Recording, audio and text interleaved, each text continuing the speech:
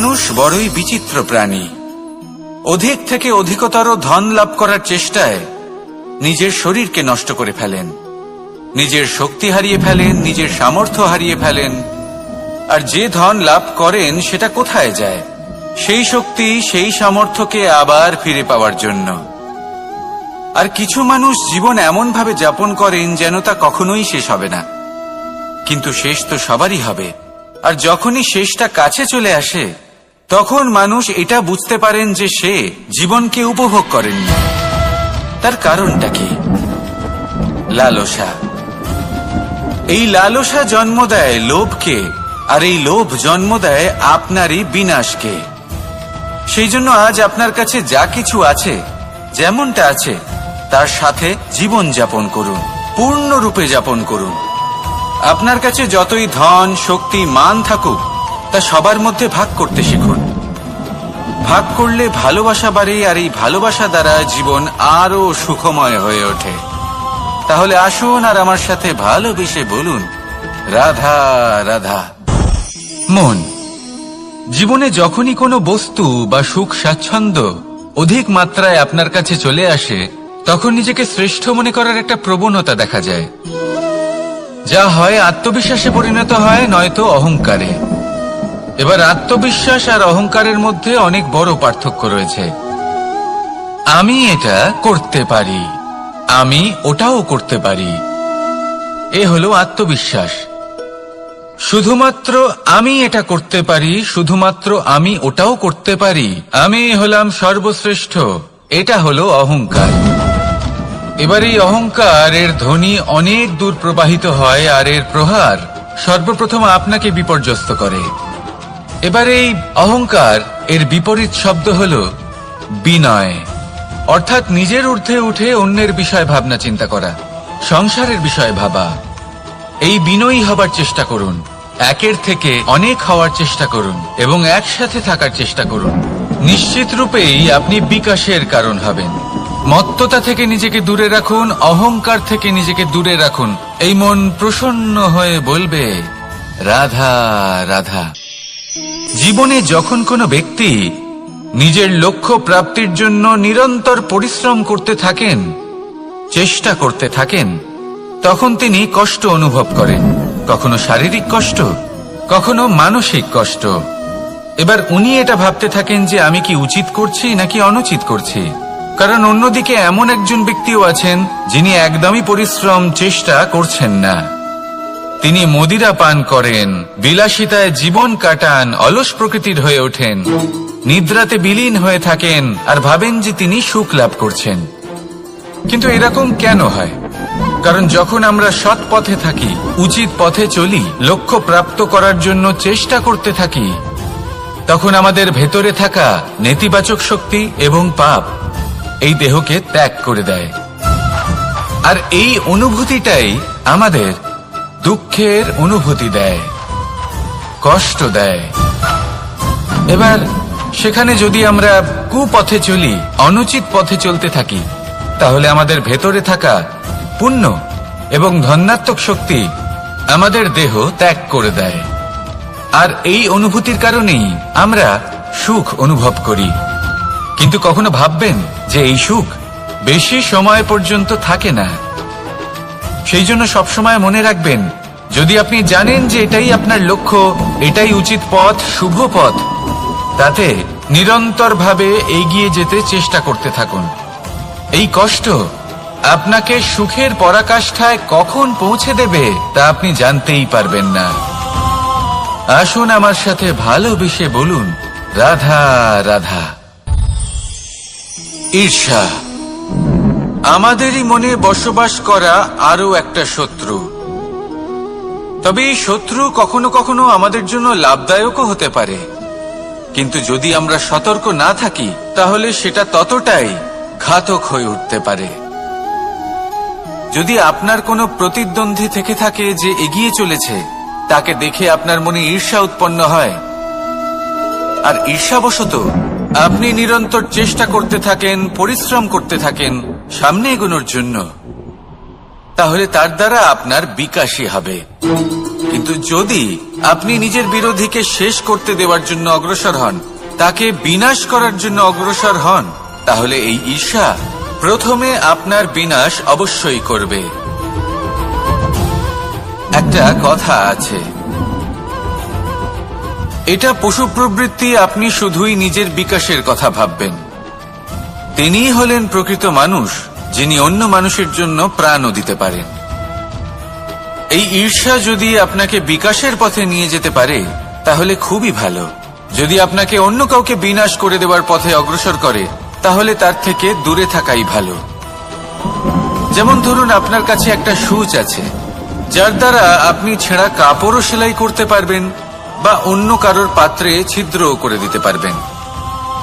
আপনি কি চাইবেন, নিজের বিকাশ নাকি অন্য কারোর বিনাশ? সিদ্ধান্ত আপনারই। আসুন আর আমার সাথে ভালোবেসে বলুন, রাধা রাধা। বিষ এবং অমৃত, এর ভিত্তিতেই সংসার চক্র চলতে থাকে। যখন সমুদ্র মন্থন হয়েছিল তখন এই দুই প্রাপ্ত হয়েছিল। প্রথমে বিষ পাওয়া গেল, তারপর অমৃত। জীবন মন্থন করলেও এগুলো লাভ করা যায়। এবার এই যে বিষ, তা হলো অমৃতের থেকে অনেক বেশি শক্তিশালী এবং সেই জন্যই অনেক বেশি ঘাতকও। এবার বোঝার চেষ্টা করি এই বিষ আসলে কি।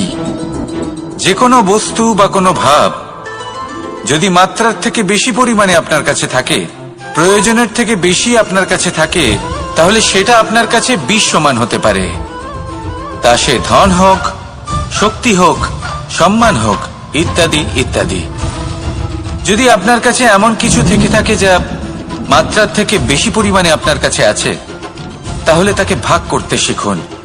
যদি আপনি ভাগ করতে শিখে যান তাহলে এই বিষই আপনার জন্য অমৃতে পরিণত হবে, আর তাদের কাছেও অমৃত সমান হয়ে উঠবে যাদের এই সাহায্যের প্রয়োজন। তাহলে ভাগ করে নিতে শিখুন আর আমার সাথে ভালোবেসে বলুন, রাধা রাধা। কোনো বাড়িতে, কোনো পরিবারে যখন কারোর জন্ম হয় তখন তা কত সুখের মুহূর্ত হয়। সেই ছোট্ট সন্তান যখন কিছুটা বড় হয়, সে হাঁটার চেষ্টা করে, আর সেই প্রক্রিয়াতেও খুব বড় একটা শিক্ষা লুকিয়ে রয়েছে, ঠেলে দেওয়া। যখন আপনি হাঁটতে চান, সামনে এগোতে চান, তখন আপনি কি করেন? নিজের পায়ের তলার যে মাটি তাকে আপনি পেছনে ঠেলে দেন। ব্যাস, এই একই জিনিস তো জীবনেও শিখতে হবে। এবার যদি আপনি জ্ঞানের পথে অগ্রসর হতে চান তাহলে অজ্ঞানতাকে পেছনে সরিয়ে দিতে হবে। যদি আপনি প্রকাশের দিকে এগোতে চান তাহলে অন্ধকারকে পেছনে সরিয়ে দিতে হবে। যদি আপনি ভবিষ্যতে সফল হতে চান তাহলে অতীতের যে অসফলতাগুলিকে পেছনে সরিয়ে দিতে হবে। যে জল বইতে বইতে থেমে যায় তাকে আমরা নালা বলে থাকি, তার থেকে দুর্গন্ধ বের হয়। কিন্তু যে জল বইতেই থাকে তাকেই আমরা পবিত্র জল বলি। তাহলে আপনিও কর্ম করতে থাকুন, কখনো থামবেন না, আর আমার সাথে ভালোবেসে বলুন, রাধা রাধা। দেবে যে আপনি বড় বড় সমস্যার সমাধান করতে পারবেন। এবার যদি কথা বলি সব থেকে কঠিন সময়ের, তাহলে সেটা হলো বিচ্ছেদের। যা মা সীতাকে সহ্য করতে হয়েছে শ্রীরামের জন্য, রাধা কৃষ্ণকেও সহ্য করতে হয়েছে। যে ব্যক্তি বিচ্ছেদের সময় সঠিক পথে চলে এসেছে সে জীবনে অনেক শ্রেষ্ঠ স্থানে অবশ্যই পৌঁছতে পারবে। এবার যদি কথা বলি সব থেকে জরুরি এবং গুরুত্বপূর্ণ সময়ের, তাহলে সেটা হলো সংযোগ। সকলকে সাহায্য করতে থাকুন। আপনি অন্যদের সাহায্য করে তাদের যত আনন্দ দিতে পারবেন ততটাই আনন্দ আপনারও জীবনে অবশ্যই আসবে। আসুন আর আমার সাথে ভালোবেসে বলুন, রাধা রাধা। কামবোধ, এটাই আপনার অন্তরের প্রথম শত্রু। বেশিরভাগ মানুষই কামবোধ বলতে লালসা বোঝেন, কিন্তু এটা সম্পূর্ণ সত্য নয়। কামের আসল অর্থ হল কামনা। এটা খুবই সহজ ব্যাপার। মনুষ্য শরীর থাকলে, মানুষের মন থাকলে এই কামনা অবশ্যই থাকবে। এবার এটাই দেখতে হবে যে এই কামনা নেতিবাচক কামনা নাকি ইতিবাচক কামনা। অন্য কারোর জিনিসে নজর দেওয়া, অন্য কোনো মানুষের উপর নজর দেওয়া, কোনো অনুচিত বস্তুর দিকে নজর দেওয়া, এই নেতিবাচক কামনা। আর এই দুষ্কামনা মানুষকে দিয়ে অপকর্ম করাবে।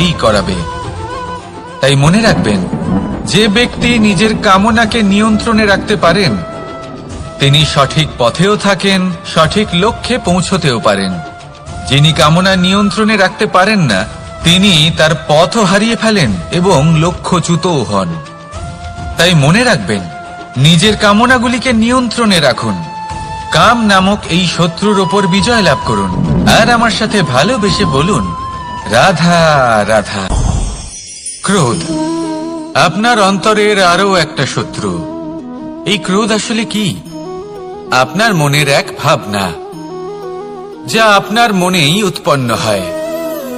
এই মন আত্মার সাথে যুক্ত থাকে।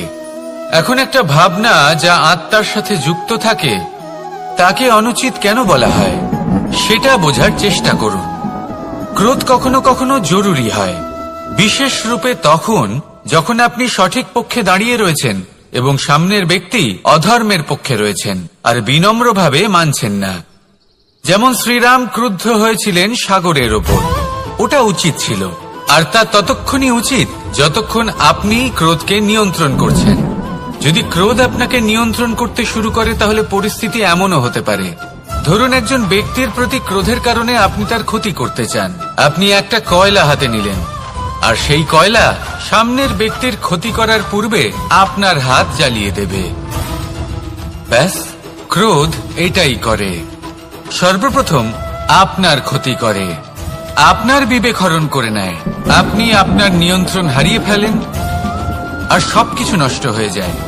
বেশিরভাগ মানুষ ক্রোধে এমন সিদ্ধান্ত নেন যে সেটা তাদেরই বিনাশের কারণ হয়ে দাঁড়ায়। আর কিছু মানুষ বলেন যে আমাদের জীবনে এত যন্ত্রণা আছে, এত সংকট আছে যে ক্রোধ উৎপন্ন হবেই। আর এরকম সময় এটাই উচিত হবে যে আপনি নিজেকে ক্রোধের থেকে দূরে রাখুন আর তারপর সমস্যার নিবারণ করুন। আর এই নিবারণই আপনার জীবনকে একটা শ্রেষ্ঠ স্তরে পৌঁছে দেবে। তাহলে ক্রোধ থেকে দূরে থাকুন, সুপ্রসন্ন থাকুন, আর আমার সাথে ভালোবেসে বলুন, রাধা রাধা। লোভ আপনার অন্তরের আরো একটা শত্রু। দেখতে গেলে এটা একটা শব্দ, একটা সংস্কৃত শব্দ, লব ধাতু থেকে উৎপন্ন হয়েছে। এর অর্থ কিছু লাভ করা। কিছু লাভ করা অনুচিত নয়, আরো কিছু লাভ করাও অনুচিত নয়, কিন্তু সব থেকে বেশি আমিই লাভ করব, আমি আরো চাই, আরো বেশি চাই, আরো বেশি পেতে চাই, এটাই হলো লোভ। আর এই লোভ যখন গ্রাস করে তখন আপনি যা পেতে চান, সে ধনই হোক বা মানই হোক, তা অর্জন করার জন্য মানুষ যে কোনো স্তরে পৌঁছে যেতে পারে। যদি মানুষ ধন অর্জন করতে চান তাহলে তার জন্য তারা অধর্মের পথেও চলতে পারেন। যদি সম্মান অর্জন করতে চান তাহলে অন্য মানুষকে ছোটও করতে পারেন। শেষ পর্যন্ত আপনার এটা মনে হতে পারে যে যদি একটু অল্পই প্রাপ্ত করতাম কিন্তু ভালোবেসে প্রাপ্ত করতাম, এই জীবন আরো অনেক বেশি সুখী হতো। লোভ আপনার জীবনে, আপনার মনে কখন যে প্রবেশ করবে সেটা আপনি জানতেও পারবেন না।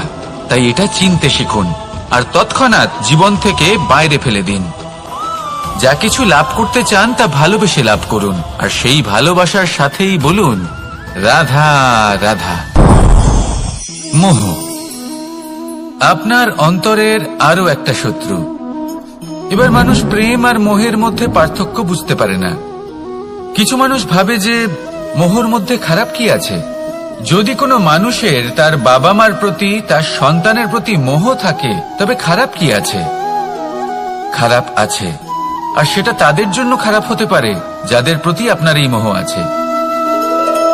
এবার মোহ, এই দুই পরিস্থিতিতেই আপনার হাত প্রসারিত থাকে। মোহের ক্ষেত্রে কোনো বস্তু বা কোনো ব্যক্তিকে লাভ করার জন্য, আর প্রেমে শুধুই প্রদান করার জন্য। মোহর বশে আপনার পায়ে বাঁধন পড়ে যেতে পারে। যদি মাতা পিতার তার সন্তানের প্রতি মোহ থাকে তাহলে তারা তাদের সন্তানকে কখনো দুঃখে, চিন্তায়, যন্ত্রণায় দেখতেই পারবে না। সেই জন্য তারা সন্তানকে বেঁধে রাখতে চান একটা সুরক্ষিত ক্ষেত্রে, যেখান থেকে না তারা সংসারকে দেখতে পায়, না পরখ করতে পারে, না কিছু শিখতে পারে, না বিকট পরিস্থিতির সম্মুখীন হতে পারে। ঠিক যে কারণে তারা দুর্বল হয়ে পড়ে, অজ্ঞানী হয়ে ওঠে, তাদের বিকাশ সেখানেই স্তব্ধ হয়ে যায়। আর সেখানে প্রেম শুধুমাত্র বিকাশের পথে নিয়ে যায়।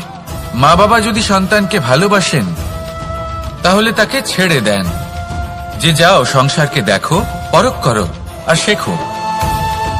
কিভাবে এর সাথে লড়াই করতে হবে সেটা নিজে শেখো। নিজের শক্তি নিজেই বাড়িয়ে তোলো, নিজের পথ চয়ন করো। সেই জন্য এই মোহর শিকল ভেঙে ফেলুন আর প্রেমকে আপন করে নিন। আর এই প্রেম দ্বারাই বলুন রাধা রাধা। এই সংসারে এমন অনেক ব্যক্তি আছেন যারা নিজেদের প্রসন্নতার জন্য স্বার্থপরতার সীমা পার করে যেতে পারেন। নিজে সুখ লাভ করার জন্য অন্যকে দুঃখ দিতে পারেন। ওনাদের কারোর প্রতি কোনো টান নেই, না সমাজের প্রতি, না আপনজনদের প্রতি, না ঈশ্বরের প্রতি। এবার দেখুন, মানুষ যদি কাউকে ভয় নাও পায়, তাও নিজের কর্মের কথা মনে করে অবশ্যই ভয় পাওয়া উচিত। কারণ আপনি যা কর্মই করুন তার ফল নিজে থেকে আপনার কাছে আসবেই, নিশ্চিত রূপে আসবে। তার থেকে আপনি পালাতে পারবেন না। কেউ নিজের কর্মফলের হাত থেকে বাঁচতে পারে না। স্বয়ং মহাদেবকেও ওনার কর্মফল ভোগ করতে হয়েছিল।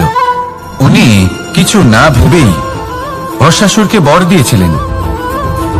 তার পরিণাম স্বরূপ যেটা হলো যে ওই ভস্মাসুর, যাকে মহাদেব বরদান করেছিলেন, তার হাত থেকে নিজের প্রাণ বাঁচিয়ে ওনাকে পালাতে হলো। এই সংসারে এমন কেউ নেই যে নিজের কর্মফলের হাত থেকে বাঁচতে পারে। সবসময় এটা ভেবে দেখুন যে কর্মটা আপনি করছেন সেটা শ্রেষ্ঠ কিনা। এমন কর্ম করুন যেটা আপনাকে জীবনে এগিয়ে নিয়ে যাবে। নিজেকে সৎ পথে রাখুন, কিন্তু এটাও সুনিশ্চিত করুন যে জীবনে যে কর্ম আপনি করছেন তাতে অন্য ব্যক্তির উপর কি প্রভাব পড়ছে, তাতে উনি দুঃখ পাচ্ছেন না তো। যদি আপনি যা করছেন তাতে সবার মঙ্গল হয়ে থাকে, তাহলে আপনার কাউকে ভয় পাওয়ার কোনো প্রয়োজন নেই। না কালকে ভয় পাবেন, না মহাকালকে। আসুন আমার সাথে ভালোবেসে বলুন রাধা রাধা। জীবনে যখনই আমরা কোনো বিশেষ মানুষের সাথে পরিচিত হই, তখন তার ব্যক্তিত্বের বিষয়ে আমাদের একটি নিজস্ব দৃষ্টিভঙ্গি তৈরি হয়। তা সে ভালো হোক বা মন্দ, আমরা নিজেদের দৃষ্টিভঙ্গি, নিজেদের ধারণা বানিয়ে ফেলি। কিন্তু আপনি কি নিশ্চিত রূপে বলতে পারেন যে এই যে আপনার দৃষ্টিভঙ্গি, সেটাই সেই ব্যক্তির পূর্ণ সত্য? সেই ব্যক্তি সত্যিই সেরকমই? বোঝার জন্য আপনাকে সেই ব্যক্তির কাছাকাছি থাকতে হবে। তিনি কতটা অহংকারী বা কতটা সজ্জন সেটা বোঝার জন্য আপনাকে সেই ব্যক্তিকে সম্মান দিয়ে দেখতে হবে। সেই ব্যক্তি কতটা লোভী বা কতটা সরল সেটা বোঝার জন্য তাকে ধন দিয়ে দেখতে হবে। সেই ব্যক্তির কতগুলো খারাপ গুণ আছে সেটা বোঝার জন্য সেই ব্যক্তিকে স্বাধীনতা দিয়ে দেখতে হবে। তবেই তাকে আপনি বুঝতে পারবেন।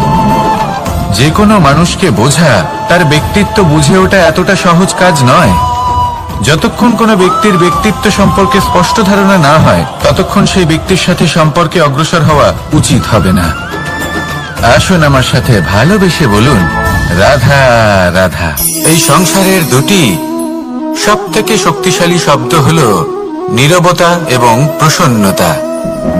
এই দুটি সব থেকে বেশি কঠিনও। এবার আপনি বলবেন এতে কঠিনের কি আছে? না, ক্ষেত্র বিশেষে নিজে নীরব থাকা হলো অত্যন্ত কঠিন। আর তার থেকেও বেশি কঠিন হলো বিকট পরিস্থিতিতে নিজেকে প্রসন্ন রাখা। কিন্তু যদি আপনি এটা শিখে যান, তাহলে এই নীরবতাই আপনাকে জীবনে অনেক বড় বড় সমস্যার হাত থেকে বাঁচাবে। এই প্রসন্নতা আপনাকে বিকটতর পরিস্থিতি থেকে বেরিয়ে আসতে শক্তি যোগাবে। তাই এই গুণ আত্মসাৎ করুন আর আমার সাথে ভালোবেসে বলুন রাধা রাধা। আমরা সবাই জীবনে কামনা করি। কেউ ধন সম্পত্তির কামনা করি, কেউ ভালোবাসার, কেউ বন্ধুদের, কেউ নাম খ্যাতি আদি ইত্যাদি। এগুলো লাভ করার জন্য আমরা চেষ্টা করতে থাকি, পরিশ্রম করতে থাকি। কিছু সময় পরে অর্জনও করে ফেলি, কিন্তু সবকিছু অর্জন করার কিছু সময় পরে এরা রুষ্ট হয়ে যান, আমাদের থেকে দূরে চলে যান বা আমাদের থেকে কেড়ে নেওয়া হয়।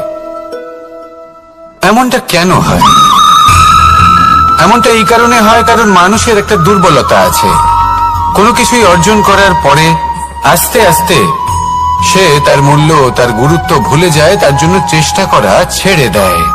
আর এটাই হলো সব থেকে বড় সমস্যা।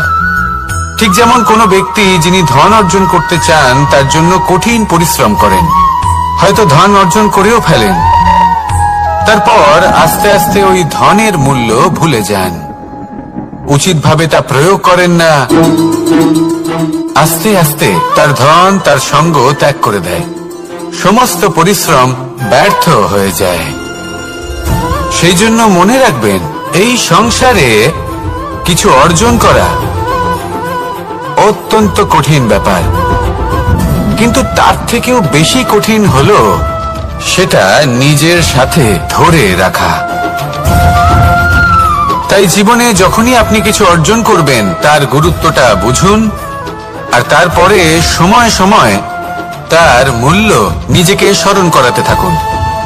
কৃতজ্ঞ থাকুন যে আপনার পরিশ্রম আপনাকে এই ফল দান করেছে, আর চিরকাল পরিশ্রম করুন, তবেই আপনি যেটা লাভ করেছেন সেটা আপনার কাছে থেকে যাবে। আসুন আর আমার সাথে ভালোবেসে বলুন, রাধা রাধা। এই সংসারে আপনার সব থেকে বড় বন্ধু কে? কেউ বলবেন ছোটবেলার বন্ধুরা, কেউ বলবেন মাতা পিতা, কেউ বলবেন ঈশ্বর। এবারে বলুন যে এই সংসারে আপনার সব থেকে বড় শত্রু কে? কেউ বলবে আপনার বিরোধী, সেই ব্যক্তি যে আপনাকে হিংসে করে, বা আপনার নিজের অহংকার, আপনার কুকর্ম। আমি বলবো যে এই সংসারে আপনার সব থেকে বড় বন্ধু হলো আপনার নিজের মন। এই চঞ্চল মনকে যদি আপনি নিয়ন্ত্রণ করতে শিখতে পারেন, তাহলে এর থেকে বড় বন্ধু এই সংসারে আপনি কোথাও পাবেন না। সেখানেই যদি এই মন আপনাকে বশ করে ফেলে, তাহলে সংসারে এর থেকে বড় শত্রু আপনি কোথাও পাবেন না।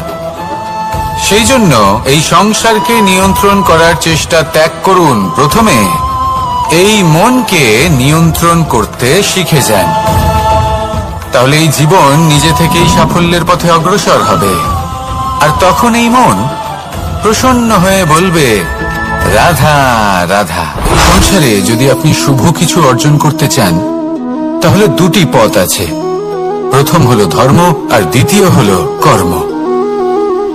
কিছু ব্যক্তি এমন কথাও বলেন যে আমরা তো ধর্মের পথেই অগ্রসর ছিলাম, আমরা তো লক্ষ্য প্রাপ্ত করতে পারলাম না, বরং আমাদের নিন্দা হলো। এবার এরকমটা ঠিক কেন হয়? এরকম এই কারণে হয়, কারণ দেখতে গেলে ধর্ম সবসময় আমাদের এমন পথ দেখায় যেটা আমাদের একটা শুভ লক্ষ্য প্রাপ্তিতে সাহায্য করে, কিন্তু সেই লক্ষ্যে আমাদের পৌঁছতে হবে নিজেদের কর্ম দ্বারা। যদি আপনি ধর্মের পথে অগ্রসর হয়ে থাকেন, তাহলে আপনাকে কর্মও করতে হবে। যদি ধর্মের পথে চলেন কিন্তু কর্ম না করেন, তাহলে লক্ষ্য প্রাপ্তি হবে না। ঠিক সেইভাবেই যদি আপনি কর্ম করতে থাকেন কিন্তু ধর্মের পথে না চলেন, তাও লক্ষ্য প্রাপ্তি হবে না। মনে রাখবেন যে ধর্ম এবং কর্ম হলো একটি মুদ্রার দুই পিঠের সমান। এদের নিজের জীবনে আত্মসাৎ করুন এবং অগ্রসর হন। এই সংসারের প্রত্যেক লক্ষ্য আপনার হবে। আসুন আমার সাথে ভালোবেসে বলুন, রাধা রাধা। প্রত্যেক মানুষ জীবনযাপন করেন, কিন্তু প্রত্যেক মানুষ বেঁচে থাকার রসদ জোগাড় করতে পারেন না। তাহলে কি করা যায়? জীবনের রসদ কিভাবে জোগাড় করা যায়? কিভাবে আমাদের চেষ্টা করে যাওয়া উচিত? আমাদের কি করা উচিত? কিছু কাজ আছে যেগুলো আপনাদের করতে হবে। সর্বপ্রথম, জীবনে যখনই কোনো সমস্যা আসবে, তখন নিরপেক্ষভাবে তার সম্মুখীন হন। তা সে যে সমস্যাই হোক, সেটা সমাধান করার জন্য আপনাকে শুভ পথ নির্বাচন করতেই হবে। তারপরে যদি আপনার হাতে কখনো ক্ষমতা আসে, সেই মুহূর্তে আরো বেশি বিনম্র থাকতে হবে। আপনি ধন অর্জন করলে তখন অহংকার জাগ্রত হতে দিলে চলবে না। আপনি যদি শক্তিশালী হয়ে ওঠেন, তাও অহংকার জাগ্রত হলে চলবে না। জীবনে যখনই ক্রোধ হবে, তখন নিজেকে নিয়ন্ত্রণ করুন, আর ভেবে দেখুন যে যদি এই মুহূর্তে আপনি ক্রোধ দেখান, তাহলে তার পরিণাম কি হবে। এর ফলে কি কিছু শুভ ঘটনা ঘটবে নাকি অশুভ কিছু ঘটবে? শুধু এই কটা কাজ নিজেদের জীবনে আত্মসাৎ করুন, জীবন যাপন অত্যন্ত সহজ হয়ে যাবে। আসুন আমার সাথে ভালোবেসে বলুন, রাধা। মানুষ বড়ই বিচিত্র প্রাণী। অধিক থেকে অধিকতর ধন লাভ করার চেষ্টায় নিজের শরীরকে নষ্ট করে ফেলেন, নিজের শক্তি হারিয়ে ফেলেন, নিজের সামর্থ্য হারিয়ে ফেলেন। আর যে ধন লাভ করেন সেটা কোথায় যায়? সেই শক্তি, সেই সামর্থ্যকে আবার ফিরে পাওয়ার জন্য। আর কিছু মানুষ জীবন এমন ভাবে যাপন করেন যেন তা কখনোই শেষ হবে না, কিন্তু শেষ তো সবারই হবে। আর যখনই শেষটা কাছে চলে আসে তখন মানুষ এটা বুঝতে পারেন যে সে জীবনকে উপভোগ করেন। তার কারণটা কি? লালসা। এই লালসা জন্ম দেয় লোভকে, আর এই লোভ জন্ম দেয় আপনারই বিনাশকে।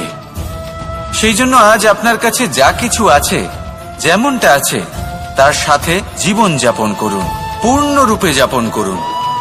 আপনার কাছে যতই ধন, শক্তি, মান থাকুক, তা সবার মধ্যে ভাগ করতে শিখুন। ভাগ করলে ভালোবাসা বাড়ে, আর এই ভালোবাসা দ্বারা জীবন আরো সুখময় হয়ে ওঠে। তাহলে আসুন আর আমার সাথে ভালোবেসে বলুন, রাধা রাধা। মন। জীবনে যখনই কোনো বস্তু বা সুখ স্বাচ্ছন্দ্য অধিক মাত্রায় আপনার কাছে চলে আসে, তখন নিজেকে শ্রেষ্ঠ মনে করার একটা প্রবণতা দেখা যায়, যা হয় আত্মবিশ্বাসে পরিণত হয়, নয়তো অহংকারে। এবার আত্মবিশ্বাস আর অহংকারের মধ্যে অনেক বড় পার্থক্য রয়েছে। আমি এটা করতে পারি, আমি ওটাও করতে পারি, এ হলো আত্মবিশ্বাস। শুধুমাত্র আমি এটা করতে পারি, শুধুমাত্র আমি ওটাও করতে পারি, আমি হলাম সর্বশ্রেষ্ঠ, এটা হলো অহংকার। এবার এই অহংকার এর ধ্বনি অনেক দূর প্রবাহিত হয়, আর এর প্রহার সর্বপ্রথম আপনাকে বিপর্যস্ত করে।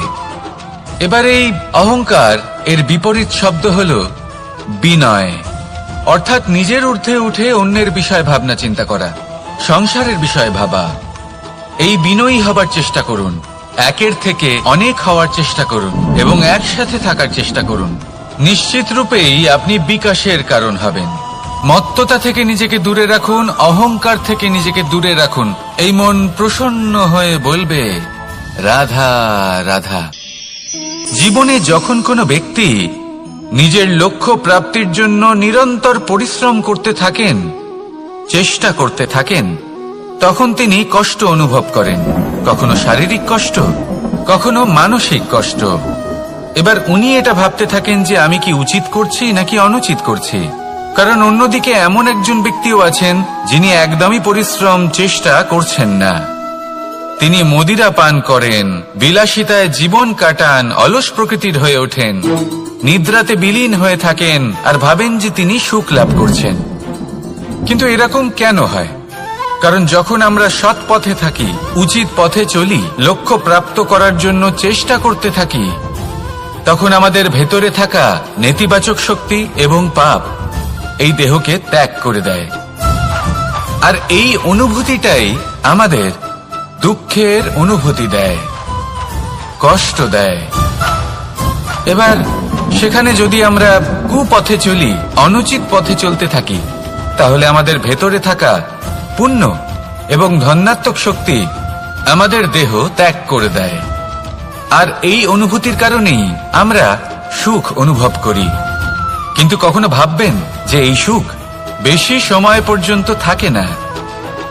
সেই জন্য সবসময় মনে রাখবেন, যদি আপনি জানেন যে এটাই আপনার লক্ষ্য, এটাই উচিত পথ, শুভ পথ, তাতে নিরন্তরভাবে এগিয়ে যেতে চেষ্টা করতে থাকুন। এই কষ্ট আপনাকে সুখের পরাকাষ্ঠায় কখন পৌঁছে দেবে তা আপনি জানতেই পারবেন না। আসুন আমার সাথে ভালোবেসে বলুন, রাধা রাধা। ঈর্ষা আমাদেরই মনে বসবাস করা আরো একটা শত্রু। তবে এই শত্রু কখনো কখনো আমাদের জন্য লাভদায়কও হতে পারে, কিন্তু যদি আমরা সতর্ক না থাকি তাহলে সেটা ততটাই ঘাতক হয়ে উঠতে পারে। যদি আপনার কোনো প্রতিদ্বন্দ্বী থেকে থাকে যে এগিয়ে চলেছে, তাকে দেখে আপনার মনে ঈর্ষা উৎপন্ন হয়, আর ঈর্ষাবশত আপনি নিরন্তর চেষ্টা করতে থাকেন, পরিশ্রম করতে থাকেন সামনে এগোনোর জন্য, তাহলে তার দ্বারা আপনার বিকাশই হবে। কিন্তু যদি আপনি নিজের বিরোধীকে শেষ করতে দেওয়ার জন্য অগ্রসর হন, তাকে বিনাশ করার জন্য অগ্রসর হন, তাহলে এই ঈর্ষা প্রথমে আপনার বিনাশ অবশ্যই করবে। একটা কথা আছে, এটা পশু প্রবৃত্তি, আপনি শুধুই নিজের বিকাশের কথা ভাববেন। তিনিই হলেন প্রকৃত মানুষ, যিনি অন্য মানুষের জন্য প্রাণও দিতে পারেন। এই ঈর্ষা যদি আপনাকে বিকাশের পথে নিয়ে যেতে পারে তাহলে খুবই ভালো। যদি আপনাকে অন্য কাউকে বিনাশ করে দেওয়ার পথে অগ্রসর করে তাহলে তার থেকে দূরে থাকাই ভালো। যেমন ধরুন, আপনার কাছে একটা সূচ আছে যার দ্বারা আপনি ছেঁড়া কাপড়ও সেলাই করতে পারবেন বা অন্য কারোর পাত্রে ছিদ্রও করে দিতে পারবেন। আপনি কি চাইবেন, নিজের বিকাশ নাকি অন্য কারোর বিনাশ? সিদ্ধান্ত আপনারই। আসুন আর আমার সাথে ভালোবেসে বলুন, রাধা রাধা। বিষ এবং অমৃত, এর ভিত্তিতেই সংসার চক্র চলতে থাকে। যখন সমুদ্র মন্থন হয়েছিল তখন এই দুই প্রাপ্ত হয়েছিল। প্রথমে বিষ পাওয়া গেল, তারপর অমৃত। জীবন মন্থন করলেও এগুলো লাভ করা যায়। এবার এই যে বিষ, তা হলো অমৃতের থেকে অনেক বেশি শক্তিশালী এবং সেই জন্যই অনেক বেশি ঘাতকও। এবার বোঝার চেষ্টা করি এই বিষ আসলে কি। যে কোনো বস্তু বা কোনো ভাব যদি মাত্রার থেকে বেশি পরিমাণে আপনার কাছে থাকে, প্রয়োজনের থেকে বেশি আপনার কাছে থাকে, তাহলে সেটা আপনার কাছে বিষ সমান হতে পারে। তা সে ধন হোক, শক্তি হোক, সম্মান হোক, ইত্যাদি ইত্যাদি। যদি আপনার কাছে এমন কিছু থেকে থাকে যা মাত্রার থেকে বেশি পরিমাণে আপনার কাছে আছে, তাহলে তাকে ভাগ করতে শিখুন। যদি আপনি ভাগ করতে শিখে যান তাহলে এই বিষই আপনার জন্য অমৃতে পরিণত হবে, আর তাদের কাছেও অমৃত সমান হয়ে উঠবে যাদের এই সাহায্যের প্রয়োজন। তাহলে ভাগ করে নিতে শিখুন আর আমার সাথে ভালোবেসে বলুন, রাধা রাধা। কোনো বাড়িতে, কোনো পরিবারে যখন কারোর জন্ম হয় তখন তা কত সুখের মুহূর্ত হয়। সেই ছোট্ট সন্তান যখন কিছুটা বড় হয়, সে হাঁটার চেষ্টা করে, আর সেই প্রক্রিয়াতেও খুব বড় একটা শিক্ষা লুকিয়ে রয়েছে, ঠেলে দেওয়া। যখন আপনি হাঁটতে চান, সামনে এগোতে চান, তখন আপনি কি করেন? নিজের পায়ের তলার যে মাটি তাকে আপনি পেছনে ঠেলে দেন।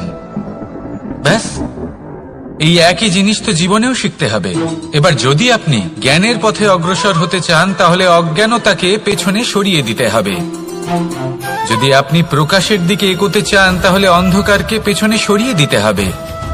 যদি আপনি ভবিষ্যতে সফল হতে চান তাহলে অতীতের যে অসফলতাগুলিকে পেছনে সরিয়ে দিতে হবে।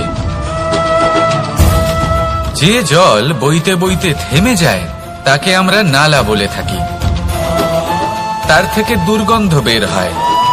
কিন্তু যে জল বইতেই থাকে তাকেই আমরা পবিত্র জল বলি। তাহলে আপনিও কর্ম করতে থাকুন, কখনো থামবেন না, আর আমার সাথে ভালোবেসে বলুন, রাধা রাধা। যোগাসন। যোগাসনে আসন অত্যন্ত গুরুত্বপূর্ণ। এবার আমি বলবো সবথেকে শ্রেষ্ঠ আসন কোনটি। আশ্বাস। নিজেকে আশ্বস্ত করতে থাকুন যে আমি আছি, সব ঠিক হবে, যা হচ্ছে ভালোর জন্য হচ্ছে। এই আশ্বাস আপনাকে জীবনে এমন ধনাত্মক বিশ্বাস দেবে যে আপনি বড় বড় সমস্যার সমাধান করতে পারবেন। এবার যদি কথা বলি সবথেকে কঠিন সময়ের, তাহলে সেটা হলো বিচ্ছেদের। যা মা সীতাকে সহ্য করতে হয়েছে শ্রীরামের জন্য, রাধা কৃষ্ণকেও সহ্য করতে হয়েছে।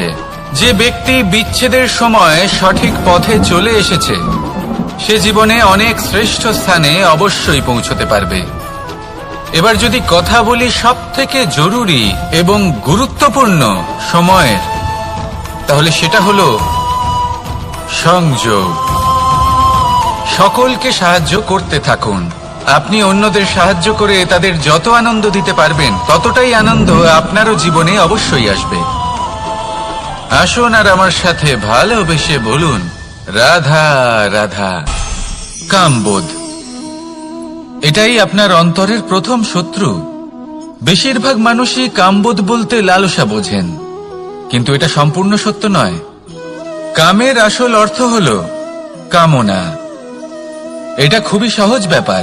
মনুষ্য শরীর থাকলে, মানুষের মন থাকলে এই কামনা অবশ্যই থাকবে। এবার এটাই দেখতে হবে যে এই কামনা নেতিবাচক কামনা নাকি ইতিবাচক কামনা। অন্য কারোর জিনিসে নজর দেওয়া, অন্য কোনো মানুষের উপর নজর দেওয়া, কোনো অনুচিত বস্তুর দিকে নজর দেওয়া, এই নেতিবাচক কামনা। আর এই দুষ্কামনা মানুষকে দিয়ে অপকর্ম করাবেই করাবে। তাই মনে রাখবেন, যে ব্যক্তি নিজের কামনাকে নিয়ন্ত্রণে রাখতে পারেন তিনি সঠিক পথেও থাকেন, সঠিক লক্ষ্যে পৌঁছতেও পারেন। যিনি কামনা নিয়ন্ত্রণে রাখতে পারেন না তিনি তার পথও হারিয়ে ফেলেন এবং লক্ষ্যচ্যুতও হন। তাই মনে রাখবেন, নিজের কামনাগুলিকে নিয়ন্ত্রণে রাখুন। কাম নামক এই শত্রুর ওপর বিজয় লাভ করুন। আর আমার সাথে ভালোবেসে বলুন, রাধা রাধা। ক্রোধ, আপনার অন্তরের আরো একটা শত্রু। এই ক্রোধ আসলে কি? আপনার মনের এক ভাবনা, যা আপনার মনেই উৎপন্ন হয়। এই মন আত্মার সাথে যুক্ত থাকে। এখন একটা ভাবনা যা আত্মার সাথে যুক্ত থাকে তাকে অনুচিত কেন বলা হয় সেটা বোঝার চেষ্টা করুন। ক্রোধ কখনো কখনো জরুরি হয়, বিশেষ রূপে তখন যখন আপনি সঠিক পক্ষে দাঁড়িয়ে রয়েছেন এবং সামনের ব্যক্তি অধর্মের পক্ষে রয়েছেন আর বিনম্রভাবে মানছেন না। যেমন শ্রীরাম ক্রুদ্ধ হয়েছিলেন সাগরের ওপর। ওটা উচিত ছিল, আর তা ততক্ষণই উচিত যতক্ষণ আপনি ক্রোধকে নিয়ন্ত্রণ করছেন। যদি ক্রোধ আপনাকে নিয়ন্ত্রণ করতে শুরু করে তাহলে পরিস্থিতি এমনও হতে পারে, ধরুন একজন ব্যক্তির প্রতি ক্রোধের কারণে আপনি তার ক্ষতি করতে চান। আপনি একটা কয়লা হাতে নিলেন আর সেই কয়লা সামনের ব্যক্তির ক্ষতি করার পূর্বে আপনার হাত জ্বালিয়ে দেবে। ব্যাস, ক্রোধ এটাই করে। সর্বপ্রথম আপনার ক্ষতি করে, আপনার বিবেক হরণ করে নেয়। আপনি আপনার নিয়ন্ত্রণ হারিয়ে ফেলেন আর সবকিছু নষ্ট হয়ে যায়। বেশিরভাগ মানুষ ক্রোধে এমন সিদ্ধান্ত নেন যে সেটা তাদেরই বিনাশের কারণ হয়ে দাঁড়ায়। আর কিছু মানুষ বলেন যে আমাদের জীবনে এত যন্ত্রণা আছে, এত সংকট আছে যে ক্রোধ উৎপন্ন হবেই। আর এরকম সময় এটাই উচিত হবে যে আপনি নিজেকে ক্রোধের থেকে দূরে রাখুন আর তারপর সমস্যার নিবারণ করুন। আর এই নিবারণই আপনার জীবনকে একটা শ্রেষ্ঠ স্তরে পৌঁছে দেবে। তাহলে ক্রোধ থেকে দূরে থাকুন, সুপ্রসন্ন থাকুন আর আমার সাথে ভালোবেসে বলুন, রাধা রাধা। লোভ, আপনার অন্তরের আরো একটা শত্রু। দেখতে গেলে এটা একটা শব্দ, একটা সংস্কৃত শব্দ। লব ধাতু থেকে উৎপন্ন হয়েছে। এর অর্থ কিছু লাভ করা। কিছু লাভ করা অনুচিত নয়, আরো কিছু লাভ করাও অনুচিত নয়, কিন্তু সব থেকে বেশি আমি লাভ করব, আমি আরো চাই, আরো বেশি চাই, আরো বেশি পেতে চাই, এটাই হলো লোভ। আর এই লোভ যখন গ্রাস করে তখন আপনি যা পেতে চান, সে ধনই হোক বা মানই হোক, তা অর্জন করার জন্য মানুষ যে কোনো স্তরে পৌঁছে যেতে পারে।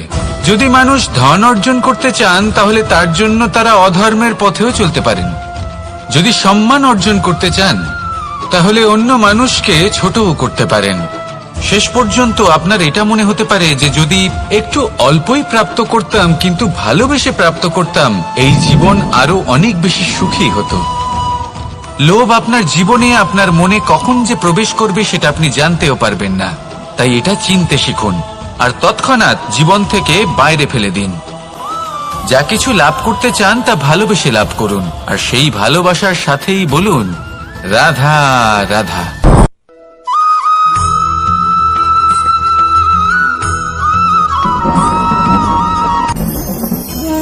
ভোজন, এবার ভোজন সংগ্রহ করার জন্য মানুষ কি না করেন, সব সময় চেষ্টা করতে থাকেন। ফসল উৎপাদনের জন্য অনেক পরিশ্রম করতে থাকেন, কিন্তু অনেক সময় অনেক পরিশ্রম করার পরেও ফসল ভালো উৎপাদন হয় না। এর কারণ কি? কারণ হলো এটাই যে আপনি পরিশ্রম হয়তো অনেক করেছেন, কিন্তু আপনার নজর তো সেই বীজের দিকে ছিলই না যা আপনি রোপণ করেছেন। সেই জন্য সবসময় কোনো বীজ রোপণ করার আগে তাকে পরখ করে দেখুন, তা অত্যন্ত আবশ্যক। আর সেইভাবেই যখনই কোনো কর্মের প্রশ্ন আসে, তাহলে সেখানে শুধুমাত্র পরিশ্রম যথেষ্ট নয়, সেই কাজের প্রতি আপনার কর্তব্য কি, আপনার উদ্দেশ্য কি, সেটা জানা হলো অত্যন্ত গুরুত্বপূর্ণ। তাই কর্ম করুন, কিন্তু সেই কর্মের প্রতি আপনার যা উদ্দেশ্য তার মাহাত্ম্য বুঝতে চেষ্টা করুন। তাহলে আসুন আমার সাথে ভালোবেসে বলুন, রাধা রাধা।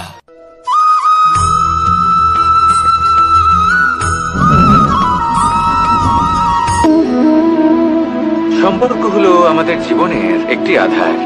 কিছু সম্পর্ক এমন যা আমরা জন্মসূত্রে লাভ করি, যেমন পরিবার, মা, বাবা। কিছু সম্পর্ক আছে যা আমরা জীবনে অর্জন করে থাকি, তা সে প্রেমের হোক, স্নেহের হোক বা বন্ধুত্বের। এই সকল সম্পর্ক লাভ করার বা গড়ে তোলার 5টি ধাপ রয়েছে। প্রথম ধাপ, কোনো ব্যক্তির সাথে আলাপ হওয়া, তার সাথে কথা বলা বা তাকে দেখা। দ্বিতীয় ধাপ, সে ব্যক্তিকে আমাদের ভালো লাগা। তৃতীয় ধাপ, আমাদের এটা চাইতে শুরু করা যে জীবনে এই ব্যক্তি যেন আমাদের বন্ধু হন, আমাদের জীবনে থাকেন, বা আমাদের কাউকে ভালোবেসে ফেলা। আর এটা আমাদের ভাবা বা চাওয়া যে সেই ব্যক্তি যেন আজীবন আমার সাথে থাকেন, আমার জীবনে আমার সাথী হয়ে। চতুর্থ ধাপ, লাভ করা। এবার এই ধাপটি অনেক মানুষের পক্ষেই খুবই সরল হয়, বড়ই সরলভাবে নিজেদের সঙ্গীকে লাভ করে থাকেন। কিছু মানুষের জন্য এই ধাপ অত্যন্ত কঠিন হয়ে থাকে। অনেক প্রতিকূল পরিস্থিতির উপর জয়লাভ করে তারা সঙ্গীকে লাভ করেন, কিন্তু লাভ অবশ্যই করেন। এরপরে আসে পঞ্চম, অন্তিম এবং সব থেকে গুরুত্বপূর্ণ ধাপ। সেটা হলো সেই সম্পর্ক পালন করা। এটা হলো এমন এক বিষয় যা প্রত্যেক মানুষের শেখা উচিত। যদি ব্যক্তি নিজের জীবনে সম্পর্ক রক্ষা করতে শিখে যান, তবে প্রত্যেক সম্পর্ক তার জীবনকে স্বর্গ করে তুলবে। আসুন আর আমার সাথে ভালোবেসে বলুন, রাধা রাধা।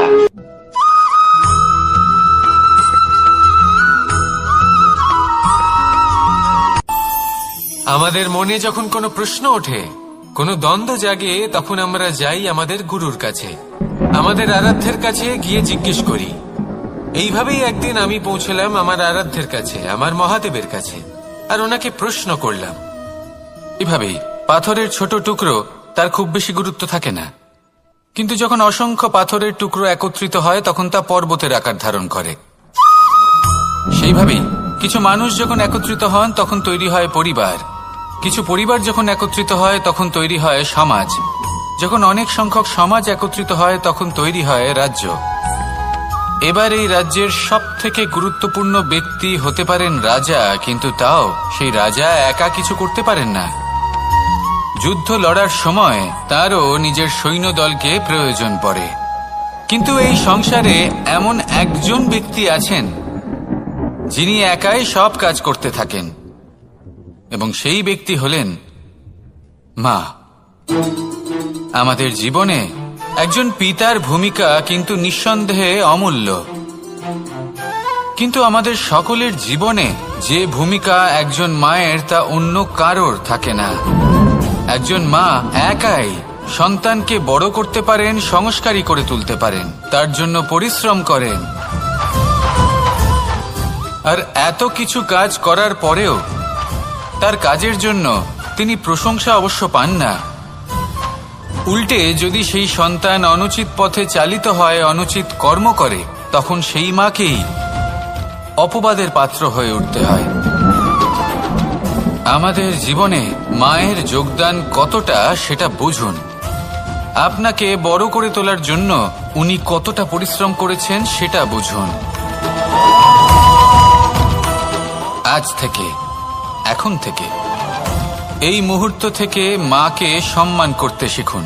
যখন সময় পাবেন, যখন সুযোগ হবে, তখন তার প্রশংসা করুন, ওনারও ভালো লাগবে।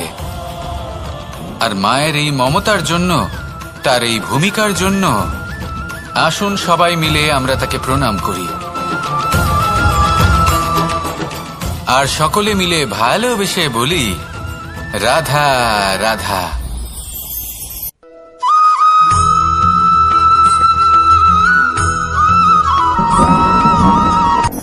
এই সংসারে সাফল্য লাভ করার জন্য জ্ঞানের প্রয়োজন হয়, পরিশ্রমের প্রয়োজন হয়, দৃঢ় নিষ্ঠার প্রয়োজন হয়, নিরন্তর চেষ্টা করা প্রয়োজনীয়। কিন্তু আরো কিছু আছে যা অত্যন্ত প্রয়োজনীয় এবং গুরুত্বপূর্ণ। তা হলো ভালো বন্ধু। তাদের থাকা অত্যন্ত প্রয়োজনীয়। যদি ভালো বন্ধু থাকে তাহলে সময় এলে তারা ঢাল হয়ে আপনাকে সুরক্ষা করবেন।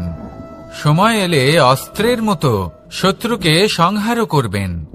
যদি তিনি জ্ঞানী হন, তাদের মধ্যে সদ্গুণ থাকে, তাহলে এই সব গুণ আপনার মধ্যেও প্রবেশ করবে। তাহলে সাফল্যের জন্য ভালো বন্ধু পাওয়া অত্যন্ত প্রয়োজনীয়। কিন্তু শুধু বন্ধু কেন, ভালো শত্রুও থাকা প্রয়োজনীয়। এবার আপনি ভাববেন, আমি কি বললাম? যদি আপনার জীবনেও ভালো অর্থাৎ শক্তিশালী শত্রু থাকে, তাহলে আপনিও শক্তিশালী হতে থাকবেন। এই শত্রু আপনাকে প্রেরিত করবে আরো বেশি শক্তিশালী হয়ে ওঠার। কখনো কোনো হরিণকে দেখুন, তীব্র গতিতে দৌড়তে থাকে। কেন তীব্র গতিতে দৌড়য়? এই কারণে নয় যে কোথাও তার জন্য মধুর ঘাস অপেক্ষা করে রয়েছে, না। সে এই কারণে তীব্র গতিতে দৌড়য় কারণ সেটা না করলে তার পেছনে একটি সিংহ আছে যে ওকে নিজের ভোজন করে ফেলবে। তাই জীবনে বিপদ, সংকট, এই সবকিছুও হলো অত্যন্ত গুরুত্বপূর্ণ। তার সম্মুখীন হতে শিখুন আর আমার সাথে ভালোবেসে বলুন, রাধা রাধা।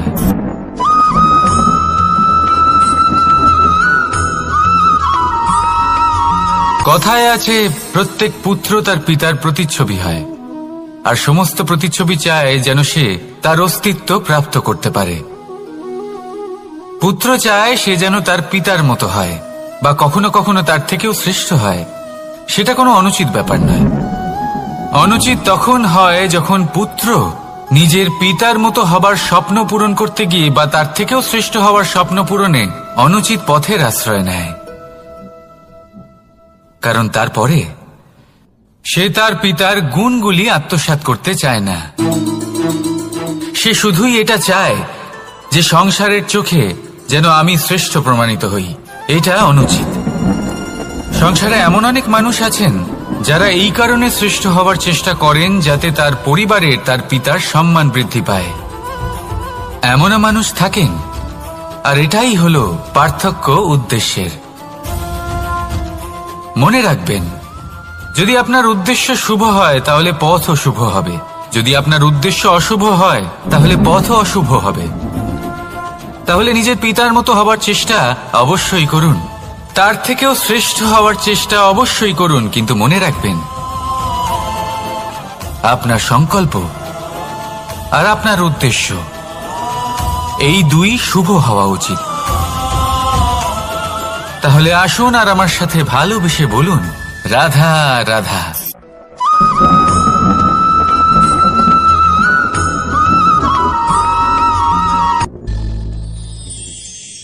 শিশিরের বিন্দু পাতার ওপর পড়ে আর তার গায়ে লেগে থাকে। পাতা তাকে শুষে নিতে পারে না, আর শেষ পর্যন্ত সে ঝরে পড়ে যায়। অন্যদিকে রয়েছে মেঘ এবং চাতক। এদের মধ্যে অনেক দূরত্ব থাকে। মেঘ থাকে আকাশে আর চাতক থাকে ধরিত্রীতে। কিন্তু যখন এই মেঘ থেকে বৃষ্টি ঝরে পড়ে, এই চাতক কিন্তু সেই জলই পান করে, নয়তো সে তৃষ্ণার্ত থেকে যায়। এবার অন্যদিকে দেখলাম শিশির বিন্দু আর পাতার এই সম্পর্ক। এরা খুব কাছাকাছি থাকে, ঘনিষ্ঠও থাকে। অন্যদিকে রয়েছে মেঘ এবং চাতকের সম্পর্ক, যাদের মধ্যে অনেক দূরত্ব থাকা সত্ত্বেও তারা খুব ঘনিষ্ঠ, তাই না? এই সারমর্ম খুব সরল। এই নৈকট্য, এই দূরত্ব, তা আপনার সম্পর্কে প্রভাব কিছুতেই ফেলতে পারে না। এই নৈকট্য, এই দূরত্ব, এইসব হলো শুধুমাত্র মনের ব্যাপার।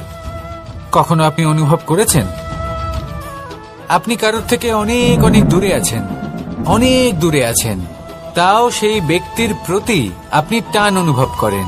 সেখানে আপনি কারোর সাথে প্রত্যেক দিন অতিবাহিত করেন, সমস্ত জীবন অতিবাহিত করেন, সব থেকে বেশি সময় তার সাথে অতিবাহিত করেন, তাও তার প্রতি সেই টান অনুভব করেন না। এই সংকেত হলো মনের দূরত্বের। তাহলে মনের এই দূরত্ব দূর করুন আর আমার সাথে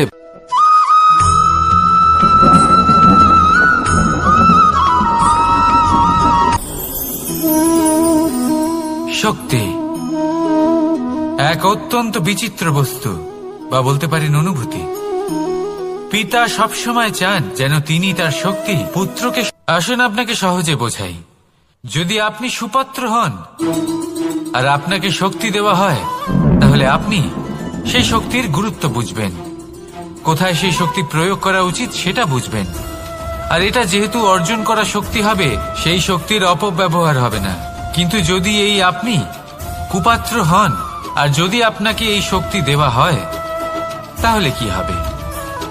দেখতে গেলে এই শক্তি আপনি দান হিসেবে পেয়েছেন, তাই না আপনি এই শক্তির গুরুত্ব বুঝবেন আর না এর প্রয়োগ আপনি জানবেন। তার অপব্যবহার হওয়া সুনিশ্চিত।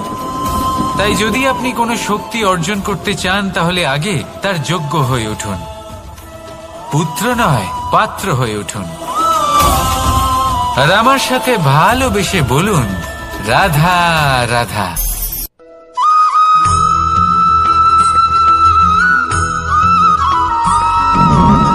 ভালো, শুধু ওনাদের কঠোর ব্যবহার দেখলে আমরা একটু ভয় পেয়ে যাই।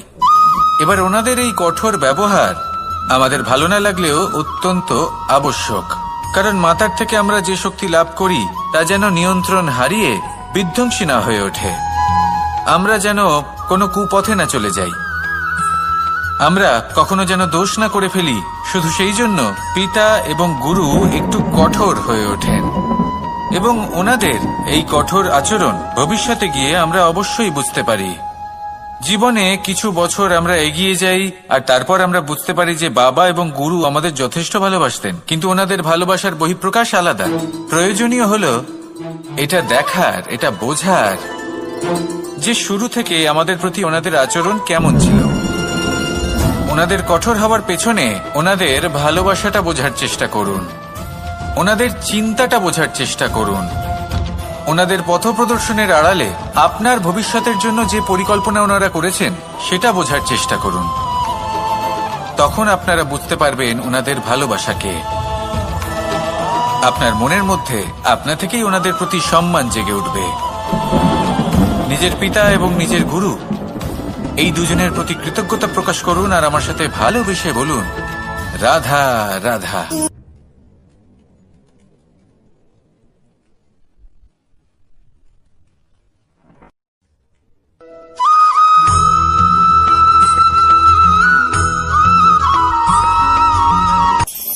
কখনো কোনো বাগানের কোনো বৃক্ষকে দেখেছেন যেখানে সুগন্ধি ফুল থাকে, রসালো ফল থাকে? রোদ পেলে এই বৃক্ষগুলি শুকিয়ে যায়। প্রয়োজনের থেকে কম রোদ পেলেও এই বৃক্ষ কিন্তু শুকিয়ে যায়। প্রয়োজনের থেকে কম জল যদি পায়, এই বৃক্ষ শুকিয়ে যেতে পারে। প্রয়োজনের থেকে অতিরিক্ত জল যদি পায়, তখনও এই বৃক্ষের শিকড়গুলি নষ্ট হয়ে যেতে পারে। এবার এটাই কিন্তু আমাদের সংসারের সাথেও হয়। আমাদের সংসারের সকল প্রতিভাশালী ব্যক্তি, যেমন লেখক, বিচারক, প্রবক্তা, যোদ্ধা, এদের সবার ক্ষেত্রে এই কথাটাই প্রযোজ্য। যদি বেশি প্রশংসা করা হয়, তাহলেও এরা হারিয়ে যাবেন। প্রয়োজনের থেকে বেশি যদি নিন্দা করা হয়, তখনও তারা নত হয়ে পড়বেন।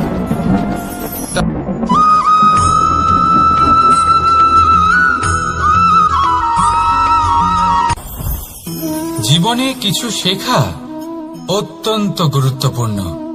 এবার কি কি শিখতে হবে সেই সব শেখানোর জন্য অনেক শিক্ষক রয়েছেন, কিন্তু কি শিখবেন না আর কি করবেন না, এটা আমাদের নিজের অভিজ্ঞতা দিয়ে শিখতে হয়। কিন্তু তার মানে এটা নয় যে যদি আপনাকে শিখতে হয় যে আগুনের তাপ কতটা, আপনাকে আগুনের মধ্যে হাত দিতে হবে। না, অন্য কারোর অভিজ্ঞতা দ্বারাও শিখতে পারেন। প্রশ্ন শুধুমাত্র একটাই যে আপনি কি শিখতে চান নাকি চান না। যদি আপনি এটাই ভাবেন যে আমি শুধুই নিজের অভিজ্ঞতা দ্বারাই শিখতে চাই, তাহলে জীবনকাল ছোট মনে হবে, অনেক কিছুই শিখতে পারবেন না। তাই নিজের সাথে সাথে বড়দের অভিজ্ঞতার দ্বারাও শেখা শুরু করে দিন। এই সংসারের অভিজ্ঞতা দ্বারা শিখতে শুরু করে দিন।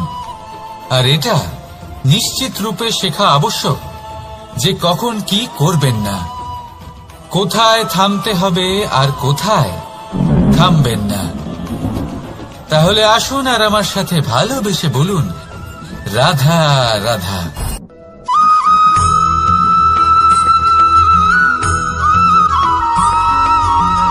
এই সংসারে সবথেকে বেশি কোমল বস্তু হলো রেশম। এই রেশম এতটাই কোমল হয় যে এর পুরো একটা থান শুধুমাত্র একটা হাতে ধরা সম্ভব। পাক দিতে থাকে, পাক দিতেই থাকে আর আস্তে আস্তে তার মধ্যেই জড়িয়ে পড়ে। শেষে ওর এই সুন্দর অমূল্য সৃষ্টি রেশমের এই সুতো, তার নির্মাণ কার্য পূর্ণ হয়, কিন্তু তাতেই ও নিজে বন্দী হয়ে যায়। নিজেরই মায়াজালের এই বন্দী গৃহে নিজেই ফেঁসে যায়। এবার এই সুতোকে ব্যবহারযোগ্য করে তোলার জন্য এই কীটগুলিকে এই কবচের সাথেই ফুটন্ত জলে ফেলে দেওয়া হয়।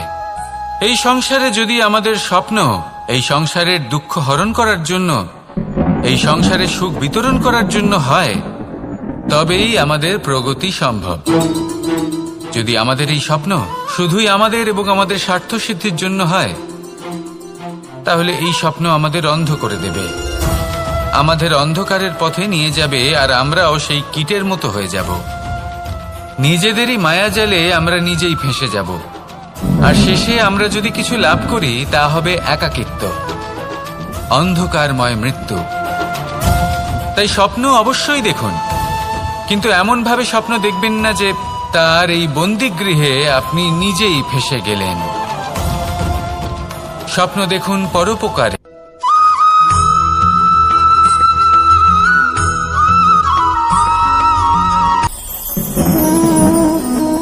শক্তি এক অত্যন্ত বিচিত্র বস্তু, বা বলতে পারেন অনুভূতি। পিতা সবসময় চান যেন তিনি তার শক্তি পুত্রকে। আসুন আপনাকে সহজে বোঝাই। যদি আপনি সুপাত্র হন আর আপনাকে শক্তি দেওয়া হয়, তাহলে আপনি সেই শক্তির গুরুত্ব বুঝবেন, কোথায় সেই শক্তি প্রয়োগ করা উচিত সেটা বুঝবেন। আর এটা যেহেতু অর্জন করা শক্তি হবে, সেই শক্তির অপব্যবহার হবে না। কিন্তু যদি এই আপনি কুপাত্র হন আর যদি আপনাকে এই শক্তি দেওয়া হয়, তাহলে কি হবে? দেখতে গেলে এই শক্তি আপনি দান হিসেবে পেয়েছেন, তাই না আপনি এই শক্তির গুরুত্ব বুঝবেন আর না এর প্রয়োগ আপনি জানবেন। তার অপব্যবহার হওয়া সুনিশ্চিত। তাই যদি আপনি কোনো শক্তি অর্জন করতে চান, তাহলে আগে তার যোগ্য হয়ে উঠুন, পুত্র নয় পাত্র হয়ে উঠুন। আর আমার সাথে ভালোবেসে বলুন, রাধা রাধা।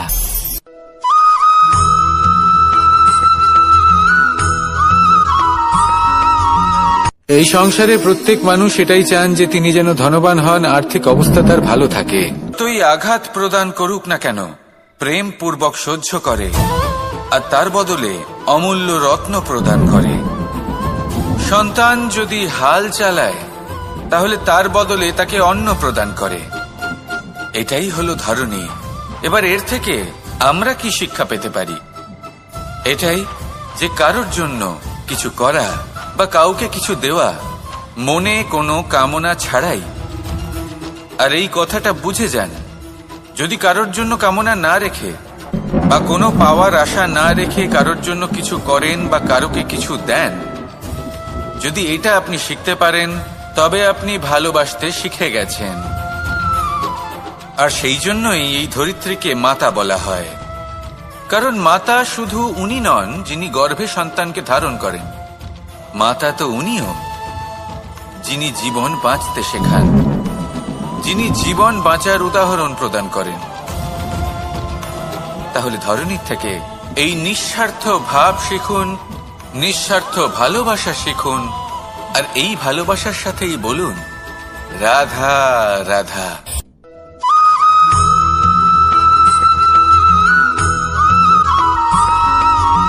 মানুষ জন্মগ্রহণ করে, তার সাথে ভয়েরও জন্ম হয়। ছোটবেলা থেকেই আমাদের মনে কোনো না কোনো প্রকারের ভয় থেকেই যায়। কেউ এই বিষয়ে ভয় পায় যে তার কোনো বস্তু তার থেকে দূরে চলে যাবে, ভেবে ভয় পায় যে আমরা যেন পথ না হারিয়ে ফেলি, আদি ইত্যাদি। কিন্তু সত্যি কথা বলতে ভেবে দেখুন, এই ভয় বাস্তবে কি? শুধুই একটা মনস্থিতি, আর কিছুই নয়। যা কিছু আপনি জীবনে পেয়েছেন তা একদিন আপনাকে হারাতে হবে। এই জীবন হলো আপনারই, কিন্তু তাও একদিন সমাপ্ত হবে। তাই ভয় পেয়ে কি লাভ? এই ভয় শুধু আপনাকে জীবন যাপন করা থেকে বাধা দিচ্ছে, আর কিচ্ছু নয়। পথ হারিয়ে ফেললেই বুঝতে পারবেন যে নতুন পথ কিভাবে বানাতে হয়। কিছু মানুষকে জীবন থেকে হারালে তবেই আপনি বুঝবেন যে আপনার আপনজনকে। এই ভয়ের কারণে ভীত হয়ে থাকবেন না। এই তারা নক্ষত্র অন্ধকারের অভাবে গুরুত্ব হারায়। শিবকেও মহাদেব হওয়ার জন্য বিষপান করতে হয়েছিল। প্রত্যেক পরিস্থিতি, প্রত্যেক সাফল্য আপনার পরীক্ষা নেবে, তাতে উত্তীর্ণ হওয়া হলো আপনার কর্ম। যখনই আপনি ভয় পাবেন বা সংকটের সম্মুখীন হবেন, তখন সাহসের সাথে তার সম্মুখীন হন। মনে রাখবেন, যে সম্মুখীন হতে জানে সাফল্য তার সাথে সবসময় থাকে। আসুন আর আমার সাথে ভালোবেসে বলুন, রাধা রাধা।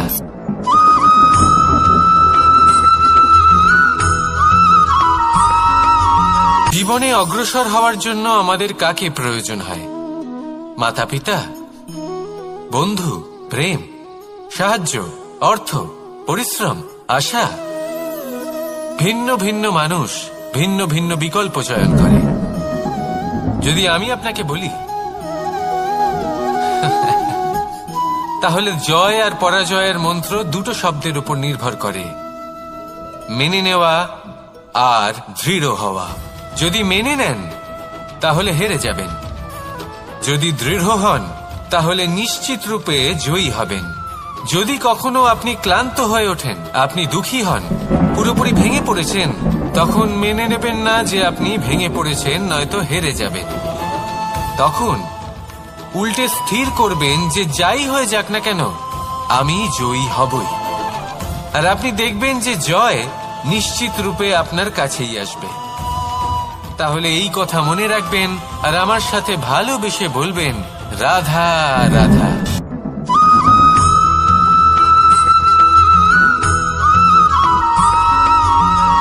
এই সংসারে কোনো বস্তু হোক বা ব্যক্তি হোক, তার একার গুরুত্ব কিন্তু খুব বেশি নয়। একটা উদাহরণ হিসেবে বৃষ্টির ফোঁটাকে ভেবে দেখুন। যদি একটি বৃষ্টির ফোঁটা হয় তাহলে তার খুব বেশি গুরুত্ব থাকে না, কিন্তু যখন সহস্র বৃষ্টির ফোঁটা মেঘের মধ্যে দিয়ে ঝরে পড়ে, তখন সেটা বর্ষার রূপ ধারণ করে। সেই বর্ষা যা এই প্রকৃতিকে শান্ত করে। সেইভাবেই পাথরের ছোট টুকরো, তার খুব বেশি গুরুত্ব থাকে না, কিন্তু যখন অসংখ্য পাথরের টুকরো একত্রিত হয় তখন তা পর্বতের আকার ধারণ করে। সেইভাবেই কিছু মানুষ যখন একত্রিত হন তখন তৈরি হয় পরিবার, কিছু পরিবার যখন একত্রিত হয় তখন তৈরি হয় সমাজ, যখন অনেক সংখ্যক সমাজ একত্রিত হয় তখন তৈরি হয় রাজ্য। এবার এই রাজ্যের সবথেকে গুরুত্বপূর্ণ ব্যক্তি হতে পারেন রাজা, কিন্তু তাও সেই রাজা একা কিছু করতে পারেন না। যুদ্ধ লড়ার সময় তারও নিজের সৈন্যদলকে প্রয়োজন পড়ে। কিন্তু এই সংসারে এমন একজন ব্যক্তি আছেন যিনি একাই সব কাজ করতে থাকেন, এবং সেই ব্যক্তি হলেন মা। আমাদের জীবনে একজন পিতার ভূমিকা কিন্তু নিঃসন্দেহে অমূল্য, কিন্তু আমাদের সকলের জীবনে যে ভূমিকা একজন মায়ের তা অন্য কারোর থাকে না। একজন মা একাই সন্তানকে বড় করতে পারেন, সংস্কারী করে তুলতে পারেন, তার জন্য পরিশ্রম করেন। আর এত কিছু কাজ করার পরেও তার কাজের জন্য তিনি প্রশংসা অবশ্য পান না। উল্টে যদি সেই সন্তান অনুচিত পথে চালিত হয়, অনুচিত কর্ম করে, তখন সেই মাকেই অপবাদের পাত্র হয়ে উঠতে হয়। আমাদের জীবনে মায়ের যোগদান কতটা সেটা বুঝুন। আপনাকে বড় করে তোলার জন্য উনি কতটা পরিশ্রম করেছেন সেটা বুঝুন। আজ থেকে, এখন থেকে, এই মুহূর্ত থেকে মাকে সম্মান করতে শিখুন। যখন সময় পাবেন, যখন সুযোগ হবে, তখন তার প্রশংসা করুন। ওনারও ভালো লাগবে। আর মায়ের এই মমতার জন্য, তার এই ভূমিকার জন্য আসুন সবাই মিলে আমরা তাকে প্রণাম করি, আর সকলে মিলে ভালোবেসে বলি, রাধা রাধা।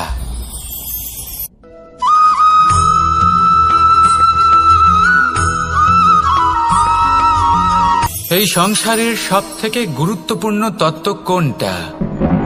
প্রথম হলো সময়। জন্ম থেকে মৃত্যু পর্যন্ত এই যে সময়, এটাই তো হলো জীবন। দ্বিতীয় হলো জীবন, যাতে আমরা সময়ের সদ্ব্যবহার করি, শ্রেষ্ঠ থেকে শ্রেষ্ঠতর কাজ করার চেষ্টা করি। বহু বছরের এই পরম্পরা, এই সংস্কৃতিকে এগিয়ে নিয়ে যাওয়ার চেষ্টা করি। এই সংসারে আমরা অংশগ্রহণ করতে চেষ্টা করি। তৃতীয় হলো ধন, সেই ধন যা প্রত্যেক ব্যক্তি অর্জন করতে চেষ্টা করেন। এবার এই তিনটি তত্ত্বের মধ্যে একটা সামঞ্জস্য আছে, সমান ব্যাপার আছে। সে ধনই হোক বা সময় হোক বা হোক জীবন।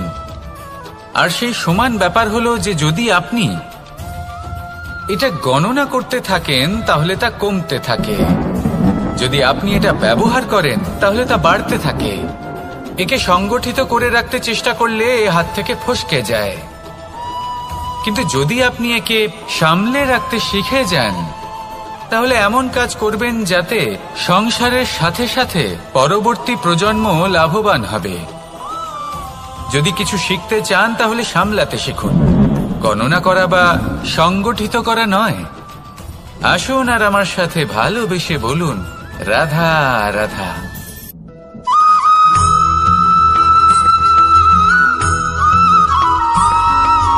কথায় আছে, প্রত্যেক পুত্র তার পিতার প্রতিচ্ছবি হয়, আর সমস্ত প্রতিচ্ছবি চায় যেন সে তার অস্তিত্ব প্রাপ্ত করতে পারে। পুত্র চায় সে যেন তার পিতার মতো হয়, বা কখনো কখনো তার থেকেও শ্রেষ্ঠ হয়। সেটা কোনো অনুচিত ব্যাপার নয়। অনুচিত তখন হয় যখন পুত্র নিজের পিতার মতো হবার স্বপ্ন পূরণ করতে গিয়ে বা তার থেকেও শ্রেষ্ঠ হওয়ার স্বপ্ন পূরণে অনুচিত পথের আশ্রয় নেয়। কারণ তারপরে সে তার পিতার গুণগুলি আত্মসাৎ করতে চায় না। সে শুধুই এটা চায় যে সংসারের চোখে যেন আমি শ্রেষ্ঠ প্রমাণিত হই। এটা অনুচিত। সংসারে এমন অনেক মানুষ আছেন যারা এই কারণে শ্রেষ্ঠ হবার চেষ্টা করেন যাতে তার পরিবারের, তার পিতার সম্মান বৃদ্ধি পায়। এমনও মানুষ থাকেন, আর এটাই হলো পার্থক্য উদ্দেশ্যের। মনে রাখবেন, যদি আপনার উদ্দেশ্য শুভ হয় তাহলে পথও শুভ হবে, যদি আপনার উদ্দেশ্য অশুভ হয় তাহলে পথও অশুভ হবে। তাহলে নিজের পিতার মতো হবার চেষ্টা অবশ্যই করুন, তার থেকেও শ্রেষ্ঠ হওয়ার চেষ্টা অবশ্যই করুন, কিন্তু মনে রাখবেন আপনার সংকল্প আর আপনার উদ্দেশ্য এই দুই শুভ হওয়া উচিত। তাহলে আসুন আর আমার সাথে ভালোবেসে বলুন, রাধা রাধা।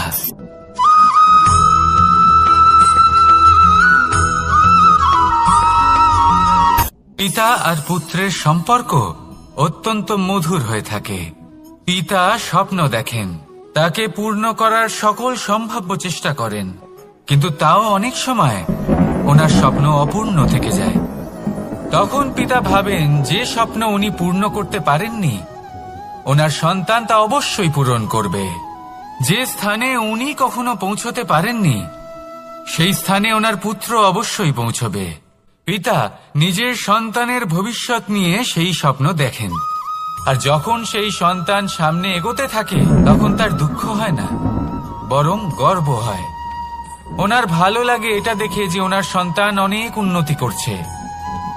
কিন্তু যখন সন্তান নিজের অভিভাবকের শক্তি দেখে, তার যশ দেখে হিংসা করতে থাকে, সমস্যা সেইখানেই শুরু হয়। সেই জন্য সকল সন্তানকে এটা মনে রাখতে হবে, দেখুন, পুত্র হবার সুবাদে, এক সন্তান হবার সুবাদে এটা হলো আপনার অধিকার যে আপনি আপনার পিতার থেকে বেশি উন্নতি করবেন। আপনার পিতাও এটাই চান, কিন্তু সুস্থভাবে এটা করুন। একটা রেখা টেনে নিন যাতে আপনি তাতে এগোতে পারেন আর আপনার পিতার তাতে গর্ববোধ হয়, আর সেই বিষয়ে দুঃখ না হয় যে আমার সন্তান আমাকেই ছোট করার চেষ্টা করছে। ইতিহাস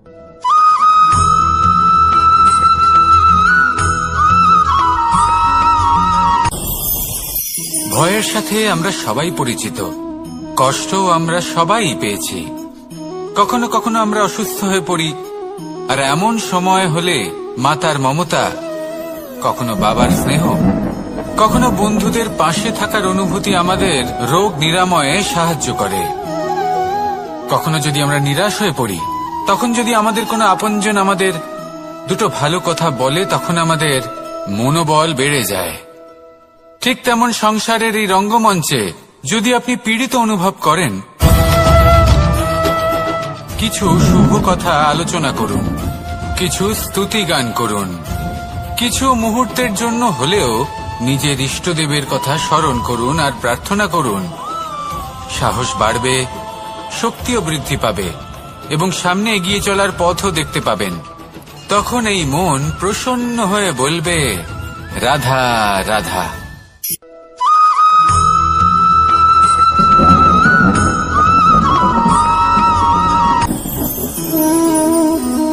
শক্তি এক অত্যন্ত বিচিত্র বস্তু, বা বলতে পারেন অনুভূতি। পিতা সবসময় চান যেন তিনি তার শক্তি পুত্রকে। আসুন আপনাকে সহজে বোঝাই। যদি আপনি সুপাত্র হন আর আপনাকে শক্তি দেওয়া হয়, তাহলে আপনি সেই শক্তির গুরুত্ব বুঝবেন, কোথায় সেই শক্তি প্রয়োগ করা উচিত সেটা বুঝবেন। আর এটা যেহেতু অর্জন করা শক্তি হবে, সেই শক্তির অপব্যবহার হবে না। কিন্তু যদি এই আপনি কুপাত্র হন আর যদি আপনাকে এই শক্তি দেওয়া হয়, তাহলে কি হবে?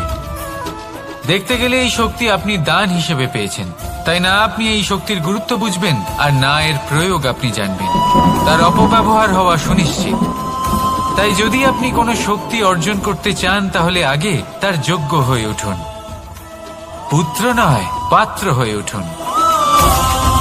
আর আমার সাথে ভালোবেসে বলুন, রাধা রাধা।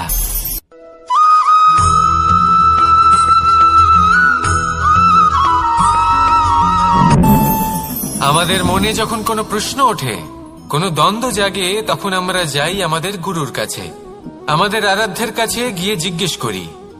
এইভাবেই একদিন আমি পৌঁছলাম আমার আরাধ্যের কাছে, আমার মহাদেবের কাছে, আর ওনাকে প্রশ্ন করলাম যে মহাদেব, জীবনে আনন্দ পাওয়ার, উৎসব পালনের, প্রেম ভাগ করে নেবার, জীবনকে উপভোগ করে নেওয়ার সর্বশ্রেষ্ঠ সময় কোনটা?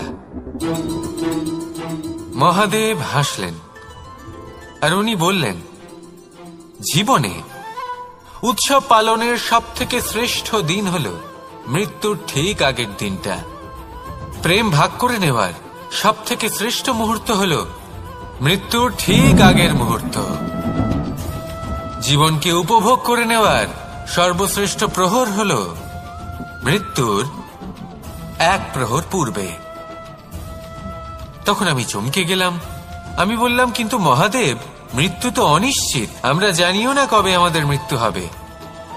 মহাদেব আবার হাসলেন। উনি বললেন যে যদি আমরা এভাবে জীবন কাটাই যে আমরা জীবনের প্রত্যেক দিন, প্রত্যেক মুহূর্ত, প্রত্যেক প্রহর শেষ বলে মনে করি, তাহলে আমাদের সমস্ত জীবন আনন্দের সাথেই অতিবাহিত হবে। কি বলেন?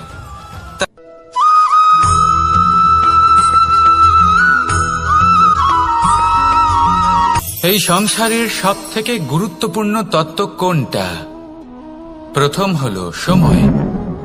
জন্ম থেকে মৃত্যু পর্যন্ত এই যে সময়, এটাই তো হলো জীবন।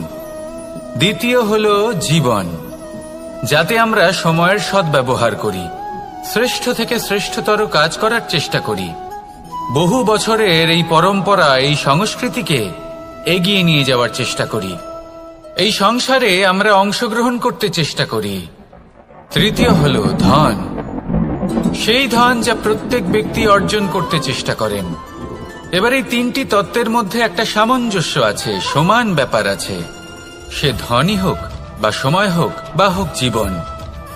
আর সেই সমান ব্যাপার হলো যে যদি আপনি এটা গণনা করতে থাকেন তাহলে তা কমতে থাকে, যদি আপনি এটা ব্যবহার করেন তাহলে তা বাড়তে থাকে। একে সংগঠিত করে রাখতে চেষ্টা করলে এ হাত থেকে ফসকে যায়, কিন্তু যদি আপনি একে সামলে রাখতে শিখে যান তাহলে এমন কাজ করবেন যাতে সংসারের সাথে সাথে পরবর্তী প্রজন্ম লাভবান হবে। যদি কিছু শিখতে চান তাহলে সামলাতে শিখুন, গণনা করা বা সংগঠিত করা নয়। আসুন আর আমার সাথে ভালোবেসে বলুন, রাধা রাধা।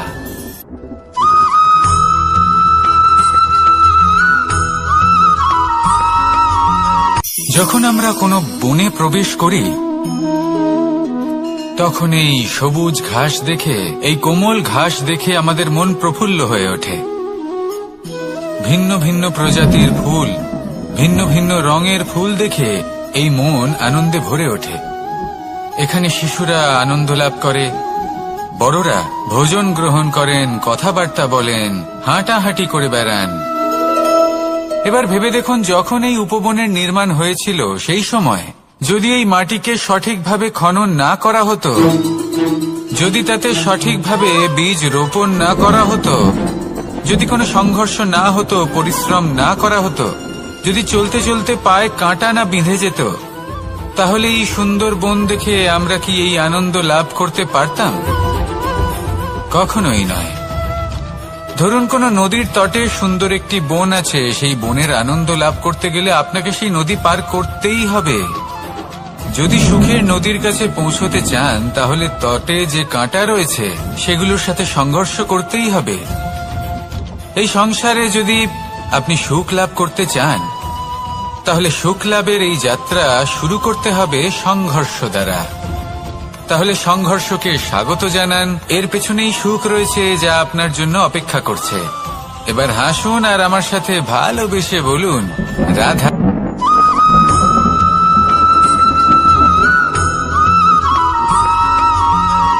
পুরুষার্থ। শাস্ত্রে 4 ধরনের পুরুষার্থের কথা বলা হয়েছে। প্রথম হলো ধর্ম। আপনি কি জানেন এই ধর্ম আসলে কি? আপনার কি মনে হয় ধর্ম আসলে কি? কোনো বিশেষ ঈশ্বরকে মানাই কি ধর্ম বলা হয়? নাকি কোনো বিশেষ রীতি পালন করাই হলো ধর্ম? নাকি কোনো বিশেষ সাহিত্যকে সর্বশ্রেষ্ঠ মনে করাই হলো ধর্ম? না, ধর্ম হলো সেটা যাকে ধারণ করা যেতে পারে। আর ধারণ শুধু সেটাই করা যায় যা পবিত্র। পবিত্র শুধু তাকেই বলা হয় যা নিঃস্বার্থ, যার মধ্যে শাসন করার কোনো ইচ্ছে নেই, যা সরলভাবেই প্রবাহমান, জল এবং বায়ুর মতো। যখন কোনো ব্যক্তি ধর্মকে ধারণ করেন এবং সেই ধর্ম সেই ব্যক্তিকে রক্ষা করে তখন তাকে ধর্ম বলা হয়। ধর্ম যা রক্ষা করে অহংকার থেকে, খারাপ চিন্তার হাত থেকে। সেই জন্য পুরুষার্থ গড়ে তোলার আগে, ধর্ম পালন করার আগে ধর্মের প্রকৃত অর্থ কি সেটা বুঝে নিন। এটা জেনে রাখুন যে সমস্ত ধর্মের আধার, সমস্ত ধর্মের ভিত শুধুমাত্র ভালোবাসা। আসুন আর এই ভালোবাসার সাথেই বলুন, রাধা রাধা।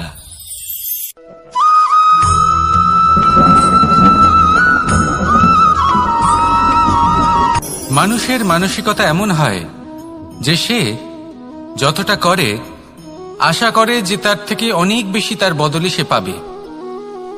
দেখুন, সবকিছুই আপনার ভাবনা চিন্তার উপর নির্ভর করছে। আপনি যদি ফলের বিষয়ে ভেবে কর্ম করতে থাকেন তাহলে সেটা অনুচিত। জীবনের আসল আনন্দ হলো নিজের কর্ম করতে থাকা, ফলের চিন্তা করা উচিত নয়।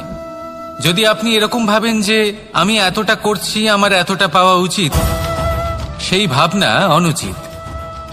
যদি আপনি সেবার মানসিকতা নিয়ে কর্ম করতে থাকেন, কর্মচক্রে প্রবাহিত হন, যদি আপনি এমন ভাবনা রাখেন যে আমি এতটা পাচ্ছি তাই এর থেকে অনেক বেশি আমি কর্ম করব, তাহলে নিশ্চিত রূপে আপনি যতটা করছেন তার থেকে অনেক বেশি আপনি পাবেন।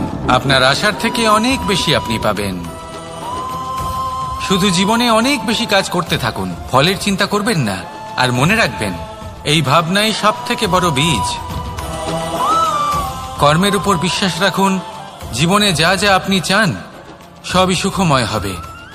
আসুন আর আমার সাথে ভালোবেসে বলুন, রাধা রাধা।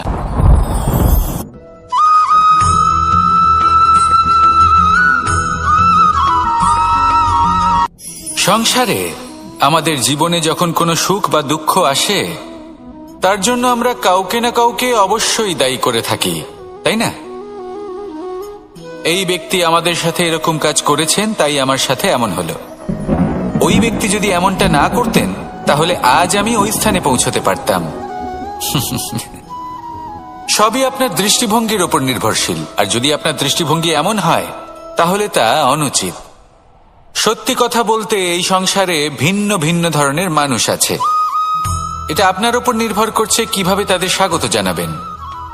একবার ভাবুন, আমি আমার দুটো হাত সামনে নিয়ে এলাম, দুটো মুঠো খুলে দিলাম। দুই প্রকারের মানুষ আসবেন, কিছু না কিছু দিয়ে যাবেন। এই মুঠো যদি আমি বন্ধ করে দিই, তাহলে না কেউ আমাকে কিছু দিতে পারবে, না আমার কিছু যাবে আসবে। নিশ্চয়ই বুঝতে পারছেন এই দুই ধরনের ব্যক্তি কারা এবং তারা কি দিয়ে যান। আমি যদি নিজের মুঠো খুলে দিই, তাহলে কিছু ভালো মানুষ আসবেন, আমাকে আনন্দ, সন্তুষ্টি, জ্ঞান প্রদান করে যাবেন, ভালো অভিজ্ঞতা দিয়ে যাবেন। কোনো খারাপ ব্যক্তি যদি আসেন, তাহলে তিনিও খারাপ অভিজ্ঞতা দেবেন, যার থেকে আমি শিক্ষা লাভ করব। এই সব কিছু আমি লাভ করতে পারি। মুঠো যদি বন্ধ করে রাখি, তাহলে আমি কিছুই পাবো না। দেখুন, এই সংসারে প্রত্যেকের জীবনে এইরকম। প্রত্যেকের জীবনে সবকিছুই আছে, ভালো খারাপ দুই মানুষই আছে। ভালো অভিজ্ঞতা আছে, খারাপ অভিজ্ঞতা আছে। নির্ভর করছে আপনার উপর যে আপনি কি করবেন। এনাদের স্বাগত কিভাবে জানাবেন, কার থেকে কি বুঝবেন, কি শিখতে পারবেন, আর কোন দৃষ্টিভঙ্গি নিয়ে অগ্রসর হবেন। এটাই নির্ধারণ করবে যে আপনার জীবন কেমন হবে। আসুন আমার সাথে ভালোবেসে বলুন, রাধা রাধা।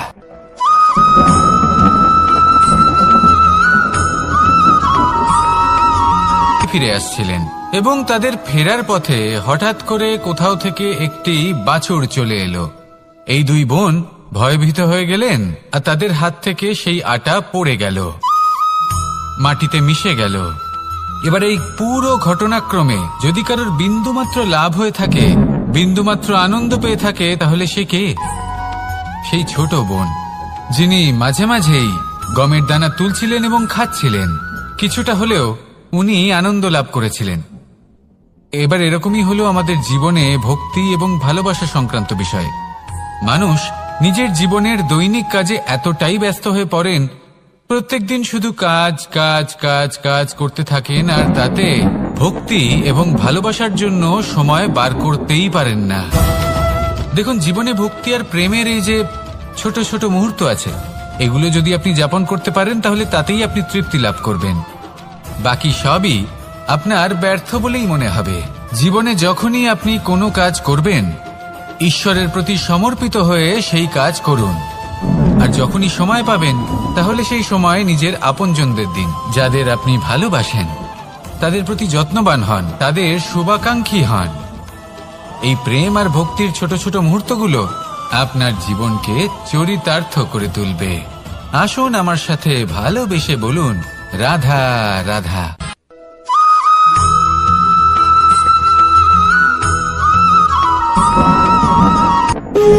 যখন মানুষের মৃত্যু হয়, তখন কি হয়? অনেক সংখ্যক মানুষ শোক পালন করতে চলে আসেন। যে ব্যক্তি মৃত্যু লাভ করেছেন, তার অনেক বস্তু থাকে যেগুলো তার প্রিয়, যেগুলো তিনি ব্যবহার করেছেন। তার শয্যা, তার বস্ত্র, তার আভূষণ, সবকিছু তার থেকে বিচ্ছিন্ন করা হয় এবং খালি হাতে তাকে শ্মশানের উদ্দেশ্যে রওনা করা হয়। আমি আপনাকে এই প্রশ্ন করতে চাই, আপনি এই সংসারে কি অর্জন করেছেন? ধন সম্পত্তি, বস্ত্র, আভূষণ, এই সবকিছু যে আপনি অর্জন করেছেন, আপনার মৃত্যুর পরে তা আপনার থেকে দূর হয়ে যাবে। এর উত্তর হলো একটাই, আপনার কর্ম। শুধু সেটাই আছে যা একান্ত আপনার, আর শুধু সেটাই। এই সংসার থেকে চলে যাওয়ার পরেও সংসারেই জীবিত থাকবে। যদি আপনি দুষ্কর্ম করেন তাহলে এই সংসার আপনাকে একটি অনুচিত উদাহরণ হিসেবে মনে রাখবে যে এই ব্যক্তি খুব পাপী ছিল, অনুচিত কর্ম করতেন। যে পথে তিনি চলেছেন সেই পথে কারোর চলা উচিত নয়। সেখানেই যদি আপনি সৎকর্ম করেন তাহলে সংসার চিরকাল এটাই বলবে যে খুব ভালো মানুষ ছিলেন, সবাইকে ভালোবাসতেন, সবাইকে সাহায্য করতেন, আমার খুব প্রিয় মানুষ ছিলেন। এটাই হলো শ্রেষ্ঠ কর্ম। সেই জন্য জীবনে শুধুমাত্র ধন, সম্পত্তি, আভূষণ এই সব অর্জন করতে গিয়ে নিজের মনোনিবেশ করবেন না। শ্রেষ্ঠ কর্ম করুন। সংসার থেকে চলে যাওয়ার পরেও এই কর্মই এই সংসারে আপনাকে জীবিত রাখবে। আসুন আমার সাথে ভালোবেসে বলুন, রাধা রাধা।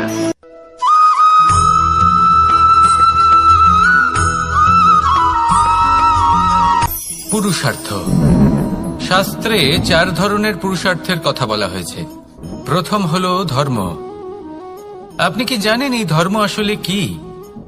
আপনার কি মনে হয় ধর্ম আসলে কি? কোনো বিশেষ ঈশ্বরকে মানাই কি ধর্ম বলা হয়? নাকি কোনো বিশেষ রীতি পালন করাই হলো ধর্ম? নাকি কোনো বিশেষ সাহিত্যকে সর্বশ্রেষ্ঠ মনে করাই হলো ধর্ম?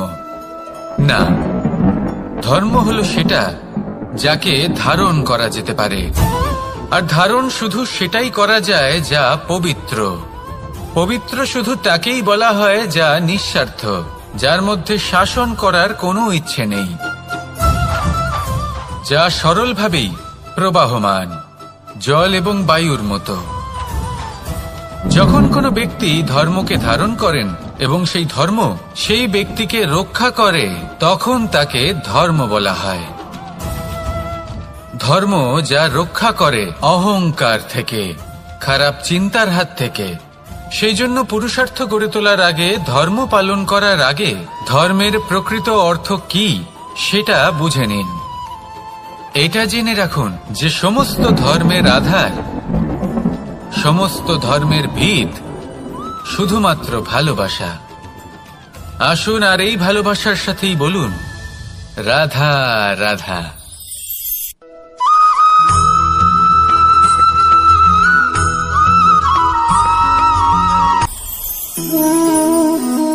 শক্তি এক অত্যন্ত বিচিত্র বস্তু, বা বলতে পারেন অনুভূতি। পিতা সবসময় চান যেন তিনি তার শক্তি পুত্রকে। আসুন আপনাকে সহজে বোঝাই। যদি আপনি সুপাত্র হন আর আপনাকে শক্তি দেওয়া হয়, তাহলে আপনি সেই শক্তির গুরুত্ব বুঝবেন, কোথায় সেই শক্তি প্রয়োগ করা উচিত সেটা বুঝবেন। আর এটা যেহেতু অর্জন করা শক্তি হবে, সেই শক্তির অপব্যবহার হবে না। কিন্তু যদি এই আপনি কুপাত্র হন আর যদি আপনাকে এই শক্তি দেওয়া হয়, তাহলে কি হবে? দেখতে গেলে এই শক্তি আপনি দান হিসেবে পেয়েছেন, তাই না আপনি এই শক্তির গুরুত্ব বুঝবেন আর না এর প্রয়োগ আপনি জানবেন। তার অপব্যবহার হওয়া সুনিশ্চিত। তাই যদি আপনি কোনো শক্তি অর্জন করতে চান, তাহলে আগে তার যোগ্য হয়ে উঠুন। পুত্র নয়, পাত্র হয়ে উঠুন। আর আমার সাথে ভালোবেসে বলুন, রাধা রাধা।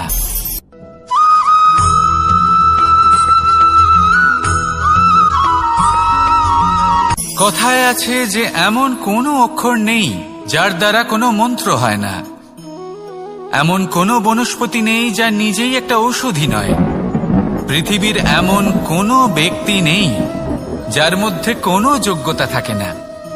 শুধু প্রয়োজন হলো যে ব্যক্তিকে আমরা খুঁজে চলেছি তাকে সঠিকভাবে চিনে নেওয়া। যদি তার যোগ্যতা, তার বিশেষত্ব আমরা বুঝতেই না পারি, তাহলে আর লাভ কি রইল?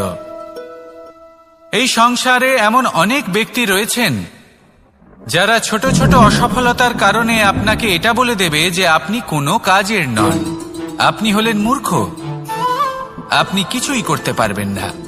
এইসব কথায় কখনোই বিশ্বাস করবেন না, কারণ আপনি এবং প্রত্যেকটি জীব এই পরমাত্মা এবং এই প্রকৃতির সৃষ্টি, যা অত্যন্ত বিশেষ। যদি আপনাকে উদাহরণ দিই, তাহলে একদিকে আছে তরোয়াল একটা বড় লম্বা তরোয়াল, যার দ্বারা যুদ্ধ করা যায়, জয়লাভ করা যায়। আর অন্যদিকে রয়েছে একটা ছোট্ট সূচ, কিন্তু যে কাজ একটা ছোট্ট সূচ করতে পারে তা একটা তরোয়াল দ্বারা সম্ভব নয়। এর অর্থ হলো এটাই যে প্রত্যেকটা রচনা অত্যন্ত অমূল্য এবং অত্যন্ত বিশেষ হয়। তাহলে বিশ্বাস রাখুন যে আপনি অত্যন্ত বিশেষ একজন, আর প্রেমের সাথে বলুন রাধা রাধা।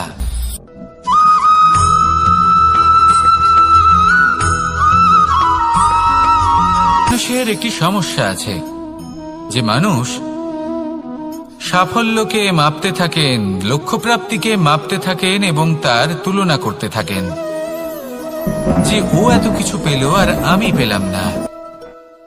এই সংসারে আপনি কি নিয়ে তুলনা করবেন, যেখানে সূর্যদেব চন্দ্রমা দুজনেই আছেন, দুজনেই হলেন বিশেষ, দুজনেই নিজ নিজ সময়ে উদিত হন। এদের মধ্যে একজন না থাকলে তাহলে আমাদের জীবন কঠিন হয়ে পড়বে। ঠিক সেইভাবেই আপনি যদি একটা বড় রেখা অঙ্কন করেন তাহলে অন্য রেখাটি ছোট হয়ে পড়ে না, সে তেমনই থাকে যেমনটা সে ছিল। আপনার অস্তিত্ব কখনো ছোট বা বড় হতে পারে না। শুধু তুলনা করার জন্য আপনার এটা মনে হতে পারে। যদি আপনি যুদ্ধ করতে চান আপনার তলোয়ারের প্রয়োজন পড়বে। যদি বস্ত্র তৈরি করতে চান এত বড় তলোয়ার দিয়ে কিছুই হবে না, তখন প্রয়োজন পড়বে একটা ছোট্ট সূচের। তাই তুলনা করবেন না, না নিজেকে ছোট মনে করবেন না অন্য কাউকে। সবার সাথে সহযোগিতা করুন, আর যদি তুলনা করতেই হয় নিজের সাথে করুন যে কাল আমি কেমন ব্যক্তি ছিলাম, আজ কি তার থেকে শ্রেষ্ঠ হয়ে উঠতে পেরেছি। ভেবে দেখুন ভবিষ্যতে গিয়ে আপনি কতটা শ্রেষ্ঠ ব্যক্তি হতে পারেন। আসুন আমার সাথে ভালোবেসে বলুন রাধা রাধা।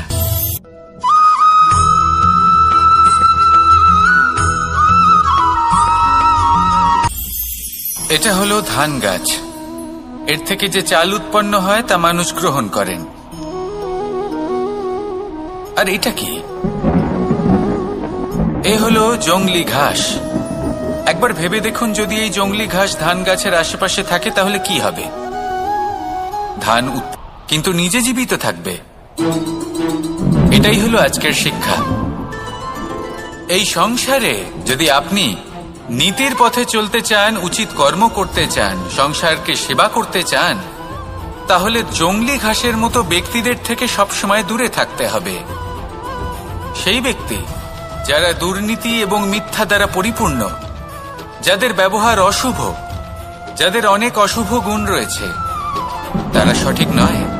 সেই সকল ব্যক্তি যাদের চরিত্র অত্যন্ত দুষ্ট হয়, তারা হয় শুভ চরিত্রের ব্যক্তিকে একদম নষ্ট করে দেয়, নয় নিজের মতো বানিয়ে তোলে।